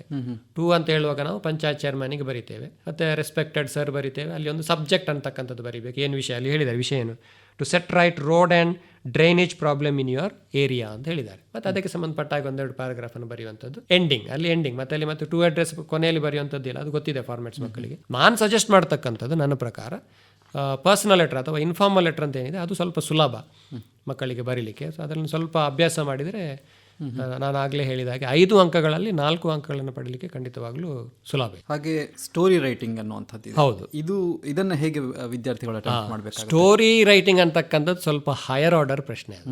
ನಾನು ಆಗಲೇ ಹೇಳಿದ್ದು, ಸ್ವಲ್ಪ ಬೇಸಿಕ್ ನಾಲೆಜ್ ಇದ್ದರೆ ಮಾತ್ರ they can right a story. ಈಗ ಕತೆ ಬರೀತಕ್ಕಂಥದ್ದು ಅಂತ ಹೇಳುವಾಗ it's A kind of A challenge, ಅಷ್ಟು ಸುಲಭದಲ್ಲಿ ಬರಲಿಕ್ಕೆ ಆಗೋದಿಲ್ಲ. ಆದ್ದರಿಂದ ಇಲ್ಲಿ ನಾನಾಗಲೇ ಹೇಳಿದ ಹಾಗೆ ಸ್ವಲ್ಪ ಕ್ರಿಯಾಪದಗಳ ಪರಿಚಯಗಳೆಲ್ಲ ಇರಬೇಕಾಗ್ತದೆ. ಈಸ್ ಅಥವಾ was, are, were, am, have, has, had ಇಂಥ ಶಬ್ದಗಳ ಈ ಕ್ರಿಯಾಪದಗಳ ಪರಿಚಯ ಸ್ವಲ್ಪ ಇರಬೇಕಾಗ್ತದೆ. ಇಂಥವುಗಳನ್ನು ಬಳಸಿಕೊಂಡು ಅಲ್ಲಿ ಸಾಧಾರಣ ಒಂದು ಸ್ಕೆಲೆಟನ್ ಕೊಟ್ಟಿರ್ತಾರೆ, ಅಲ್ಲಿ ಅವರಿಗೆ ಜಾಸ್ತಿ ತುಂಬತಕ್ಕಂಥದ್ದು ಏನು ಇರುವುದಿಲ್ಲ. ಅದನ್ನು ಮೊದಲು ವಿಷಯ ಏನಂತ ಹೇಳಿದರೆ ಅದನ್ನು ಅರ್ಥೈಸ್ಕೊಳ್ಬೇಕಾಗ್ತದೆ. ಅರ್ಥೈಸ್ಕೊಳ್ಬೇಕು ಅಂತಾದರೆ they have to read again and again. At least ನಾನು ಪ್ರತಿ ಸರ್ತಿ ನಾನು ಯಾವುದೇ ಕಾರ್ಯಕ್ರಮ ಎಲ್ಲೇ ಹೋದರೂ ಕೂಡ ಅಥವಾ ನನ್ನ ವಿದ್ಯಾರ್ಥಿಗಳಿಗೂ ಕೂಡ ನಾನು ಹೇಳ್ತಕ್ಕಂಥದ್ದು, student has to spend some time in reading the question paper. ಓದಲೇಬೇಕು. ಅದು ಪ್ರತಿ ಪ್ರಶ್ನೆಯನ್ನು he or she has to read minimum 3 times ಅಂತ ನಾನು ಹೇಳಿದೆ. 3 is a kind of magic number ಅನ್ನೋಂಥ ರೀತಿಯಲ್ಲಿ ವಿದ್ಯಾರ್ಥಿಗಳು ಏನು ಮಾಡ್ತಾರೆ ಅಂತ ಹೇಳಿದರೆ, ಅದೇ ಸ್ಟಾರ್ಟ್ ರೈಟಿಂಗ್ ಇನ್ ಹರಿ, ಅವಸರ. ಆಮೇಲೆ ಬರೆದಾದ್ಮೇಲೆ ಅದು ನನಗೆ ಗೊತ್ತಿತ್ತು, ನನಗೆ ಅದು ಪ್ರಶ್ನೆ ಅಲ್ಲಿ ಉಂಟಂತ ಗೊತ್ತಿರಲಿಲ್ಲ ಅಂತ ಹೇಳ್ತಾರೆ. ಈಗ ನಾವು ಕೂಡ ಪರೀಕ್ಷೆಯಲ್ಲಿ, ಈಗ ನಮ್ಮ ಪ್ರಿಪರೇಟರಿ ಎಕ್ಸಾಮ್ಗಳಲ್ಲಿ ನೋಡುವಾಗ ವ್ಯಾಲ್ಯೂಯೇಷನ್ ಮಾಡಿ ಆದಮೇಲೆ ಸೊ ವಿ ಕಾಲ್ ದೆಮ್, ನಮ್ಮ ಹತ್ರ ಕರೆದು ಇದು ನಿನಗೆ ಗೊತ್ತಿತ್ತಲ್ಲ, why have you not written ಅಂತ ಕೇಳುವಾಗ ಮಕ್ಕಳು ಹೇಳ್ತಾರೆ, ಅದಾ ಸರ್ ಅದು ನನಗೆ ಗೊತ್ತಿತ್ತು, ಅದು ಅಲ್ಲಿ ಇದೆ ಅಂತ ನನಗೆ ಗೊತ್ತಿರಲಿಲ್ಲ ಅಂತ ಹೇಳ್ತಾರೆ. ಯಾಕೆ ಗೊತ್ತಿರಲಿಲ್ಲ ಅಂತ ಕೇಳುವಾಗ ಅವ್ರು ಹೇಳ್ತಾರೆ, ಸರ್ ಅದನ್ನು ಸರಿಯಾಗಿ ನಾನು ಗಮನಿಸಲಿಲ್ಲ, ಓದಲಿಲ್ಲ ಅಂತ ಹೇಳ್ತಾರೆ. ಸೊ ಈಗಿನ ಒಂದು ಪ್ರಸ್ತುತ ವ್ಯವಸ್ಥೆಯಲ್ಲಿ ಏನು ಒಳ್ಳೇದೇನಂತ ಹೇಳಿದರೆ, first 15 minutes students have to read the question paper, ಬೇರೇನು ಕೆಲಸ ಇಲ್ಲ. They have to just read the question paper, ಬರೀಲಿಕ್ಕಿಲ್ಲ, 15 ನಿಮಿಷ ಖಾಲಿ ಓದುದು, ಆಮೇಲೆ ಅವರು ಬರೀಲಿಕ್ಕೆ ಶುರು ಮಾಡ್ತಾರೆ. ಈಗ ಇಂಗ್ಲೀಷಿಗೆ ಸಂಬಂಧಪಟ್ಟಾಗ ದೇ ಹ್ಯಾವ್ 3 hours, 3 ಗಂಟೆಗಳ ಅವಕಾಶ ಇದೆ. 1/4 ಗಂಟೆ ಓದ್ತಾರೆ, 2-3/4 ಗಂಟೆ ಬರಲಿಕ್ಕೆ ಅವರಿಗೆ ಅವಕಾಶ ಇದೆ. ಅದು ಸಾಕಷ್ಟು ಸಮಯ ಸಾಕಾಗ್ತದೆ. ಅದರಿಂದ ಅವರು ಓದಬೇಕು, ಸರಿಯಾಗಿ ಓದಿ ಏನು ಕತೆ ಅನ್ನೋದು ಅವರಿಗೆ ಗೊತ್ತಾಗಬೇಕು. ಅದು ಕತೆ ಏನಂತ ಗೊತ್ತಾಗದೇ ಇದ್ರೆ, ಸಾಧಾರಣ ನಮಗೆ ಗೊತ್ತಿರ್ತಕ್ಕಂಥ ಕತೆಗಳನ್ನೇ ಕೊಟ್ಟಿರ್ತಾರೆ. ಯಾವುದು ಕೆಲವೊಮ್ಮೆ ಈ ನಮ್ಮ ಆಮೆ ಮತ್ತು ಮೊಲ ಮತ್ತು ಈ ನಮ್ಮ ಸಿಂಹ ಮತ್ತು ಇಲಿ, ಆ ಥರದ್ದು ಕತೆಗಳು ಮಕ್ಕಳಿಗೆ ಸಾಮಾನ್ಯವಾಗಿ ಪಾಪ್ಯುಲರ್ ಸ್ಟೋರೀಸ್ ಏನಿದೆ ಅಂಥದ್ದನ್ನೇ ಕೊಟ್ಟಿರ್ತಾರೆ. ಅದನ್ನು ಸ್ವಲ್ಪ ಬಳಸ್ಕೊಂಡು ಕೆಲವು ಶಬ್ದಗಳನ್ನು ಇವರು ಕೂಡ ಸೇರಿಸಿ ದೇ ಹ್ಯಾವ್ ಟು ಎಕ್ಸ್ಪ್ಯಾಂಡ್, ಅದನ್ನು ಸ್ವಲ್ಪ ದೊಡ್ಡದು ಮಾಡಬೇಕಾಗ್ತದೆ. ಮತ್ತು ಅದಕ್ಕೆ ಸುಲಭದ ವಿಧಾನಗಳಂತ ನಾವು ಹೇಳ್ತಕ್ಕಂಥದ್ದು ಏನೂ ಇಲ್ಲ. ನಾನು ಆಗಲೇ ಹೇಳಿದೆ, ಸ್ವಲ್ಪ they should have this grounding ಇದ್ದರೆ ಮಾತ್ರ they can right a story. 3 ಅಂಕಗಳಲ್ಲಿ ಪಡೀಲಿಕ್ಕೆ ಅವಕಾಶ ಇದೆ. ಏನೂ ಇಲ್ಲ ಅಂತಂದ್ರೆ ಸ್ವಲ್ಪ ನಾನು ಆಗಲೇ ಹೇಳಿದಾಗ ಏನು ಅವರಿಗೆ ಗೊತ್ತಿದೆ, ಶಬ್ದಗಳನ್ನು ಬಳಸಿಕೊಂಡು ಸ್ವಲ್ಪ ಎಕ್ಸ್ಪ್ಯಾಂಡ್ ಮಾಡಲಿಕ್ಕೆ ಪ್ರಯತ್ನ ಪಟ್ಟರೆ 1-1.5 ಅಂಕಗಳಾದರೂ ಸಿಗಲಿಕ್ಕೆ ಸಾಧ್ಯ ಇದೆ. ಏನೂ ಬರೆಯದೆ ಅದನ್ನು ಬಿಡುವುದಕ್ಕಿಂತ ಅಲ್ಲಿ ಕೊಟ್ಟಿರ್ತಕ್ಕಂಥ ಏನು ವಿಷಯ ಅದನ್ನು ಬಳಸ್ಕೊಂಡು ಸ್ವಲ್ಪ ಇವರ ಏನು ನಾಲೆಜ್ ಏನಿದೆ, ಆಂಗ್ಲ ಭಾಷೆ ಬಗ್ಗೆ ಇರ್ತಕ್ಕಂಥ ನಾಲೆಜನ್ನು ಬಳಸ್ಕೊಂಡು ಸ್ವಲ್ಪ ದೊಡ್ಡದು ಮಾಡಿದರೆ, ನಾನು ಆಗಲೇ ಹೇಳಿದಾಗ 0ಗಿಂತ 1-1.5 ಅಂಕಗಳನ್ನಾದರೂ ಪಡೀಲಿಕ್ಕೆ ಸಾಧ್ಯ ಇದೆ ಅಂತಕ್ಕಂಥದ್ದು. ಈಗ ಎಸ್ಸೆ ಬಗ್ಗೆ ಹೇಳೋದಾದ್ರೆ ಸರ್, ಇದಕ್ಕೆ ಯಾವ ರೀತಿಯಾದಂಥ ಟಾಪಿಕ್ಗಳು ಬರುತ್ತೆ ಮತ್ತೆ ಯಾವ ರೀತಿಯಾಗಿ ಬರಿಬೇಕಾಗುತ್ತೆ? ಓಕೆ, ಎಸ್ಸೆಗೆ ಸಂಬಂಧಪಟ್ಟ ಹಾಗೆ ಆಗಲೇ ನಾನು ಹೇಳಿದೆ 3 ಟಾಪಿಕ್ಗಳು ಇರ್ತದೆ. 3ರಲ್ಲಿ ಒಂದನ್ನು ಆಯ್ಕೆ ಮಾಡಿಕೊಂಡು ಅವರು ಬರೀತಕ್ಕಂಥದ್ದು. ಈಗ ಬರೀತಕ್ಕಂಥ ಫಾರ್ಮ್ಯಾಟ್ ಹೇಗೆ ಅಂತ ಹೇಳಿದರೆ, ಇಟ್ ಶುಡ್ ಹ್ಯಾವ್ 3 parts, 3 ಭಾಗಗಳದರಲ್ಲಿ ಇರಬೇಕು. Introduction, body and then the conclusion. ಹೇಗೆ ಕನ್ನಡದಲ್ಲಿ ನಾವು ಬರೀತೇವೆ, ಪೀಠಿಕೆ ಇದೆ, ವಿಷಯ ಇರ್ತದೆ, ಅದಾದ ನಂತರ ಉಪಸಂಹಾರ ಅಂತ ಇರ್ತದೆ. ಇದರಲ್ಲೂ ಕೂಡ ಅದೇ ರೀತಿಯಲ್ಲಿ 3 ಭಾಗಗಳಿರಬೇಕು. ಟಾಪಿಕ್ಸ್ ಯಾವಾಗಲೂ ಸಾಧಾರಣ ಪಾಪ್ಯುಲರ್ ಟಾಪಿಕ್ಸನ್ನೇ ಕೇಳ್ತಾರೆ. ಮಾಸ್ ಮೀಡಿಯಾ ಅದಕ್ಕೆ ಸಂಬಂಧಪಟ್ಟ ಹಾಗೆ, ಅದರಲ್ಲಿ ಮಾಸ್ ಮೀಡಿಯಾ ಅಂತ ಹೇಳುವಾಗ ನ್ಯೂಸ್ ಪೇಪರ್ ಬರ್ಬೋದು, ಟೆಲಿವಿಷನ್ ಬರ್ಬೋದು, ಆ ಥರದ್ದು. ಮತ್ತು ಪೊಲ್ಯೂಷನ್ಗೆ ಸಂಬಂಧಪಟ್ಟ ಹಾಗೆ ಒಂದಿರ್ತದೆ ಯಾವಾಗಲೂ ಹೆಚ್ಚಾಗಿ. ಮತ್ತು ಈಗಿನ ನಮ್ಮ ಮೊನ್ನೆಯ ಇದು ನೋಡುವಾಗ ಈ ಚಂದ್ರಯಾನ್ 3 ಕೇಳಿದ್ದಾರೆ, ಅದು ಸ್ವಲ್ಪ ಪಾಪ್ಯುಲರ್ ಟಾಪಿಕ್, ಅದು ಕೇಳ್ಬೋದು. ಇನ್ನು ನಮ್ಮ ಸ್ಪೋರ್ಟ್ಸಿಗೆ ಸಂಬಂಧಪಟ್ಟ ಹಾಗೆ ಆ ಥರದ್ದು ಪಾಪ್ಯುಲರ್ ಟಾಪಿಕ್ಸನ್ನು ಹೆಚ್ಚಾಗಿ ಕೇಳ್ತಾರೆ. ಮತ್ತು ಈಗ ಕರೆಂಟ್ ಇಶ್ಯೂಸ್ ಏನಿದೆ ಕೆಲವು, ಈಗ ನೋಡಿ ಚಂದ್ರಯಾನ್ 3 ಅಂತ ಕೇಳಿದ್ದಾರೆ. ಸೊ ಆ ಥರದ್ದೆಲ್ಲ ಇದ್ದಾಗ ಈಗ ಕೋವಿಡ್ ಮೊದಲೆಲ್ಲ ನೋಡಿ ಆಗ ಸ್ವಲ್ಪ ಒಂದು 2 ವರ್ಷಗಳಿಂದ ಕೋವಿಡ್ನದ್ದು ವಿಷಯಗಳಿತ್ತು. ಈಗ ಕೋವಿಡ್ನದ್ದು ಹೆಚ್ಚಾಗಿ ಕೇಳುವುದಿಲ್ಲ. ಸ್ವಚ್ಛ ಭಾರತ್ ಅದನ್ನು ಕೇಳ್ತಾ ಇದ್ರು. ಈಗ ಅದು ಸ್ವಲ್ಪ ಟಾಪಿಕ್ಗಳು ಹಳೇದಾಯಿತು. ಮತ್ತು ನಮ್ಮ ಈ ಮಾಸ್ ಮೀಡಿಯಾ ಪೊಲ್ಯೂಷನ್ ಅವುಗಳೆಲ್ಲ ಅದೇನು ಹೇಳ್ತಾರಲ್ಲ ಎವರ್ಗ್ರೀನ್ ಟಾಪಿಕ್ಸ್, ಅದು ಯಾವಾಗಲೂ ಇರ್ತದೆ. ಈಗ ನಾವು ಪೊಲ್ಯೂಷನ್ ಅಂತ ಹೇಳುವಾಗ ಯಾವುದು ಪೊಲ್ಯೂಷನ್ ಅಂತಕ್ಕಂಥದ್ದು, ಈಗ air pollution, water pollution, noise pollution ಅಂತಕ್ಕಂಥದ್ದಕ್ಕೆ ರೆಡಿ ಆದರೆ ಇದರಲ್ಲಿ ಯಾವುದೇ ಕೇಳಿದ್ರು ಕೂಡ ಅದು ಏರ್ ಪೊಲ್ಯೂಷನ್ ಕೇಳಿದರೆ ಅದೇ ಟಾಪಿಕ್ ಇರೋದು, ವಿಷಯ ಅದೇ ಇರ್ತದೆ. ಹಾಗೆ ನಾವು ಅದಕ್ಕೆ ರೆಡಿ ಆಗಿ ಮಾಸ್ ಮೀಡಿಯಾ ಅಂತ ಹೇಳುವಾಗ ನಾವೀಗ ಟೆಲಿವಿಷನ್, ಅದರಲ್ಲಿ ರೇಡಿಯೋ ಕೇಳ್ಬೋದು, ನ್ಯೂಸ್ ಪೇಪರ್ ಕೇಳ್ಬೋದು. ಮಾಸ್ ಮೀಡಿಯಾ ಅಂತಕ್ಕಂಥದ್ದಕ್ಕೆ ನಾವು ರೆಡಿ ಆದರೆ ಇದು ಉಳಿದಂತೆ ಇಂಡಿವಿಜುವಲಿ ಅಥವಾ ವೈಯಕ್ತಿಕವಾಗಿ ಇಂಥ ಟಾಪಿಕ್ಗಳು ಸೆಪರೇಟಾಗಿ ಇಂಡಿಪೆಂಡೆಂಟ್ ಆಗಿ ಕೇಳಿದಾಗಲೂ ಕೂಡ ಬರೀಲಿಕ್ಕೆ ಸ್ವಲ್ಪ ಅನುಕೂಲ ಆಗ್ತದೆ. ಇದು ಕೂಡ ನಾನು ಆಗಲೇ ಹೇಳಿದಾಗ ಸ್ವಲ್ಪ ಹೈಯರ್ ಆರ್ಡರ್ ಪ್ರಶ್ನೆ. ಇದು ನಮ್ಮ ಸ್ಲೋ ಲರ್ನರ್ಸಿಗೆ ಸ್ವಲ್ಪ ಕಷ್ಟ ಆಗ್ತದೆ. ಆದರೂ ನಾನು ಆಗಲೇ ಹೇಳಿದಾಗೆ ಏನೂ ಬರೆಯದೆ ಖಾಲಿ ಬಿಡೋದಕ್ಕಿಂತ ಈಗ ಟೆಲಿವಿಷನ್ ಹೇಳುವಾಗ ಟೆಲಿವಿಷನ್ ಬಗ್ಗೆ ಅವ್ರಿಗೆ ಏನು ಗೊತ್ತಿದೆ, what do they watch on TV, ಏನೆಲ್ಲ ಅದನ್ನು ನೋಡ್ತಾರೆ ಮತ್ತು ಏನು ಅದರದ ಉಪಯೋಗಗಳು, ಆ ಥರದ ವಿಷಯಗಳನ್ನು ಸ್ವಲ್ಪ ಮನಸ್ಸಿನಲ್ಲಿ ಇಟ್ಕೊಂಡು ದೇ ಕ್ಯಾನ್ ರೈಟ್. ಅಂದರೆ ಅಲ್ಲಿ ನಾನು ಈ 3 ಭಾಗಗಳೇನಿದೆ, introduction, body and then conclusion, ಹಾಗೆ ಎಲ್ಲ ಬರೀಲಿಕ್ಕೆ ಅವರಿಗೆ ಸಾಧ್ಯ ಆಗಲಿಕ್ಕಿಲ್ಲ. ಬಟ್ ಔಟ್ ಆಫ್ 4 ನಾನು ಆಗಲೇ ಹೇಳಿದಾಗ ಅಟ್ಲೀಸ್ಟ್ 1.5 ಸಿಕ್ಕಿದ್ರು ಕೂಡ ಇಟ್ಸ್ ಎ ಬ್ಲೆಸ್ಸಿಂಗ್. ಏನು ಪಡ್ಕೊಳ್ಳದೆ ಹಾಗೆ ಬಿಡೋದಕ್ಕಿಂತ 1.5 ಅಂಕಗಳು ಸಿಕ್ಕಿದ್ರು ಕೂಡ ಅನುಕೂಲವೇ ಅಂತಕ್ಕಂಥದ್ದು ನನ್ನ ಅಭಿಪ್ರಾಯ. ಹಾಗೆ ಸರ್, ಈಗ ಚಿತ್ರವನ್ನು ನೋಡಿ ಬರೆಯುವಂತಹದ್ದು ಒಂದು ಪ್ರಶ್ನೆ ಇದೆ. ಸೊ ಇಲ್ಲಿ ಹೇಗೆ ಅವರು ಅಟೆಂಪ್ಟ್ ಮಾಡಿ, ಇದು ಈವನ್ ಸ್ಲೋ ಲರ್ನರ್ಸ್ ಅವರು ಕೂಡ ಬರೀಲಿಕ್ಕೆ ಸಾಧ್ಯ ಆಗ್ತದೆ. ಇಲ್ಲಿ ವಿಷಯ ಏನಂತ ಹೇಳಿದರೆ they have to in advance ಮೊದಲೇ they should be ready for or prepared for certain sentences. ಈಗ ಫಾರ್ ಎಕ್ಸಾಂಪಲ್ ನಾನು ಈಗ ಹೇಳೋದಿದ್ರೆ, ಈಗ ಯಾವುದೇ ಚಿತ್ರ ಕೊಟ್ಟಿರಲಿ, ಆ ಚಿತ್ರದಲ್ಲಿ ಏನೋ ಒಂದು ಮೆಸೇಜ್ ಇರ್ತದೆ ಖಂಡಿತವಾಗ್ಲೂ. ಅದರಿಂದ ಈಗ ಪ್ರಾರಂಭ ಮಾಡುವಾಗ they can write like this picture conveys a lot of ideas to me. ಈ ಚಿತ್ರ ನಾನು ನೋಡುವಾಗ ನನ್ನ ಮನಸ್ಸಿಗೆ ಅನೇಕ ವಿಚಾರಗಳು ಬರ್ತದೆ. ಅದು ಯಾವುದೇ ಚಿತ್ರ ಇರಲಿ ಬರ್ತದೆ. ಈಗ ಎರಡನೇ ವಿಚಾರ ಬರೀತಕ್ಕಂಥದ್ದು, this picture conveys a good message. ಖಂಡಿತವಾಗ್ಲೂ ಅಂಥ ಚಿತ್ರವನ್ನೇ ಕೊಡ್ತಾರೆ ಅವ್ರು, ಯಾವುದೋ ಸುಮ್ಮನೆ ಕಾಟಾಚಾರಕ್ಕೆ ಯಾವುದೋ ಚಿತ್ರವನ್ನು ಕೊಡುವುದಿಲ್ಲ. ಆ ಥರ ಅದೊಂದು ಸೆಂಟೆನ್ಸ್, 2 ಸೆಂಟೆನ್ಸ್ ಆಯಿತು. ಈಗ 3ನೇ ನೋಡುವಾಗ this picture is very attractive. ನೋಡ್ಲಿಕ್ಕೆ ಒಂದು ಸಾಧಾರಣ ಚಂದ ಇರೋ ಪಿಕ್ಚರನ್ನೇ ಕೊಡ್ತಾರೆ ಹೆಚ್ಚಾಗಿ. ಅಲ್ಲಿಗೆ 3 ವಾಕ್ಯಗಳಾಯ್ತು. ಇನ್ನು ಮಧ್ಯದಲ್ಲಿ ಒಂದು, ಈಗ ಚಿತ್ರಕ್ಕೆ ಸಂಬಂಧಪಟ್ಟಾಗ ಮಕ್ಕಳು ಆ ಚಿತ್ರದಲ್ಲಿ ಏನು ಕಾಣ್ತಾರೆ, ಏನು ನೋಡ್ತಾರೆ, ಅದರಲ್ಲಿ ಏನಿದೆ ಅನ್ನೋದನ್ನು ಒಂದು 2-3 ಸ್ವಂತ ವಾಕ್ಯಗಳನ್ನು ಅವರು ಬರಿಬೋದು. ಆಮೇಲೆ ಕೊನೆಯ ಒಂದು ವಾಕ್ಯವನ್ನು I like this picture very much, ಆ ರೀತಿ ಒಂದು ಎಂಡ್ ಮಾಡುವಾಗ ಅಲ್ಲಿಗೊಂದು 3+1 ನಾನು ಹೇಳಿರ್ತಕ್ಕಂಥ 4 ವಾಕ್ಯಗಳು ರೆಡಿಮೇಡ್ ಆಲ್ರೆಡಿ ರೆಡಿ ಇದೆ ಅವರ ಹತ್ರ. ನಾನಿದು ಸ್ಲೋ ಲರ್ನರ್ಸಿಗೆ ಹೇಳ್ತಾ ಇರೋದು. ಯಾರು ಸ್ವಲ್ಪ ಅಂಕಗಳನ್ನು ಪಡಲಿಕ್ಕೆ ಕಷ್ಟಪಡ್ತಾರೆ, ಪಾಸ್ ಆಗಲಿಕ್ಕೆ ಸಮಸ್ಯೆ ಆಗ್ತದೆ ಅಂಥ ವಿದ್ಯಾರ್ಥಿಗಳಿಗೆ. ಮತ್ತು ನಮ್ಮ bright students definitely they will write their own sentences, ಅವರೇ ಬರೀತಾರೆ. They will definitely right beautiful, ಚೆನ್ನಾಗಿ ಬರೀತಾರೆ, ಸಮಸ್ಯೆ ಇಲ್ಲ. ನಾನಾಗಲೇ ನೀವು ಹೇಳಿದ ಹಾಗೆ ಸ್ವಲ್ಪ ನಮ್ಮ ಸ್ಲೋ ಲರ್ನರ್ಸ್ ಏನಿದ್ದಾರೆ ಅವರಿಗೆ ಸುಲಭವಾಗಿ ಪಾಸ್ ಆಗಲಿಕ್ಕೆ ಸಾಧ್ಯವಾಗುವಂಥ ರೀತಿಯಲ್ಲಿ ಈ ರೀತಿ ಅವರನ್ನು ರೆಡಿ ಮಾಡಿದರೆ ಅವರಿಗೆ ಅನುಕೂಲ ಆಗ್ತದೆ. ಮಧ್ಯದಲ್ಲಿ ಮಾತ್ರ ಚಿತ್ರಕ್ಕೆ ಸಂಬಂಧಪಟ್ಟ ಹಾಗೆ ನಾನು ಆಗಲೇ ಹೇಳಿದಂಥ 3 ವಾಕ್ಯಗಳ ನಂತರ ಒಂದು 2-3 ವಾಕ್ಯಗಳು ಚಿತ್ರದಲ್ಲಿ ಅವ್ರು ಏನು ಕಾಣ್ತಾರೆ, ಏನಿದೆ ಅಲ್ಲಿ, ಅದನ್ನು ಸಣ್ಣ ಸಣ್ಣ ವಾಕ್ಯಗಳಾಗಿ ಅವರು ಬರೀಬೇಕು. ಕೊನೆಯ ವಾಕ್ಯ I like this picture very much ಅಂತ ಬರೆದಾಗ definitely there is an answer there. 3ರಲ್ಲಿ 2 ಅಂಕಗಳಾದರೂ ಖಂಡಿತವಾಗ್ಲೂ ಅವರಿಗೆ ಸಿಗ್ತದೆ. ಈಗ ವಿದ್ಯಾರ್ಥಿ 100ರಲ್ಲಿ 100 ಅಂಕಗಳನ್ನು ಪಡಿಬೇಕು ಅಂತ ಇದೆ ಅಂತ ಹೇಳಿದಾಗ ಸಾಮಾನ್ಯವಾಗಿ ಅವ್ರು ಯಾವ ರೀತಿಯಾದಂತಹ ತಪ್ಪುಗಳನ್ನು ಮಾಡಿ ಅಂಕಗಳನ್ನು ಕಳ್ಕೊತಾರೆ ತಮ್ಮ ಒಂದು ಅನುಭವದ ಪ್ರಕಾರ? ತಪ್ಪುಗಳೇನಂತ ಹೇಳಿ, ಒಂದು ಸ್ಪೆಲ್ಲಿಂಗ್ ಮಿಸ್ಟೇಕ್ಸ್. ಹೆಚ್ಚಾಗಿ ವಿದ್ಯಾರ್ಥಿಗಳು ಮಾಡ್ತಕ್ಕಂಥದ್ದು ಸ್ಪೆಲ್ಲಿಂಗ್ ಮಿಸ್ಟೇಕ್ಸ್. ಈ ಸ್ಪೆಲ್ಲಿಂಗ್ ಮಿಸ್ಟೇಕ್ಸ್ ಯಾಕೆ ಆಗ್ತದೆ ಅಂತ ಕೇಳಿದರೆ, ಈಗ ಲ್ಯಾಂಗ್ವೇಜ್ ಅಂತ ಹೇಳುವಾಗ students have to write and practise. ಹೆಚ್ಚಾಗಿ ನಮ್ಮ ವಿದ್ಯಾರ್ಥಿಗಳಲ್ಲಿ ಯಾವ ರೀತಿಯ ಒಂದು ಭಾವನೆ ಇರ್ತದೆ ಅಂತ ಹೇಳಿದರೆ, ಐ ನೋ ಎವ್ರಿಥಿಂಗ್.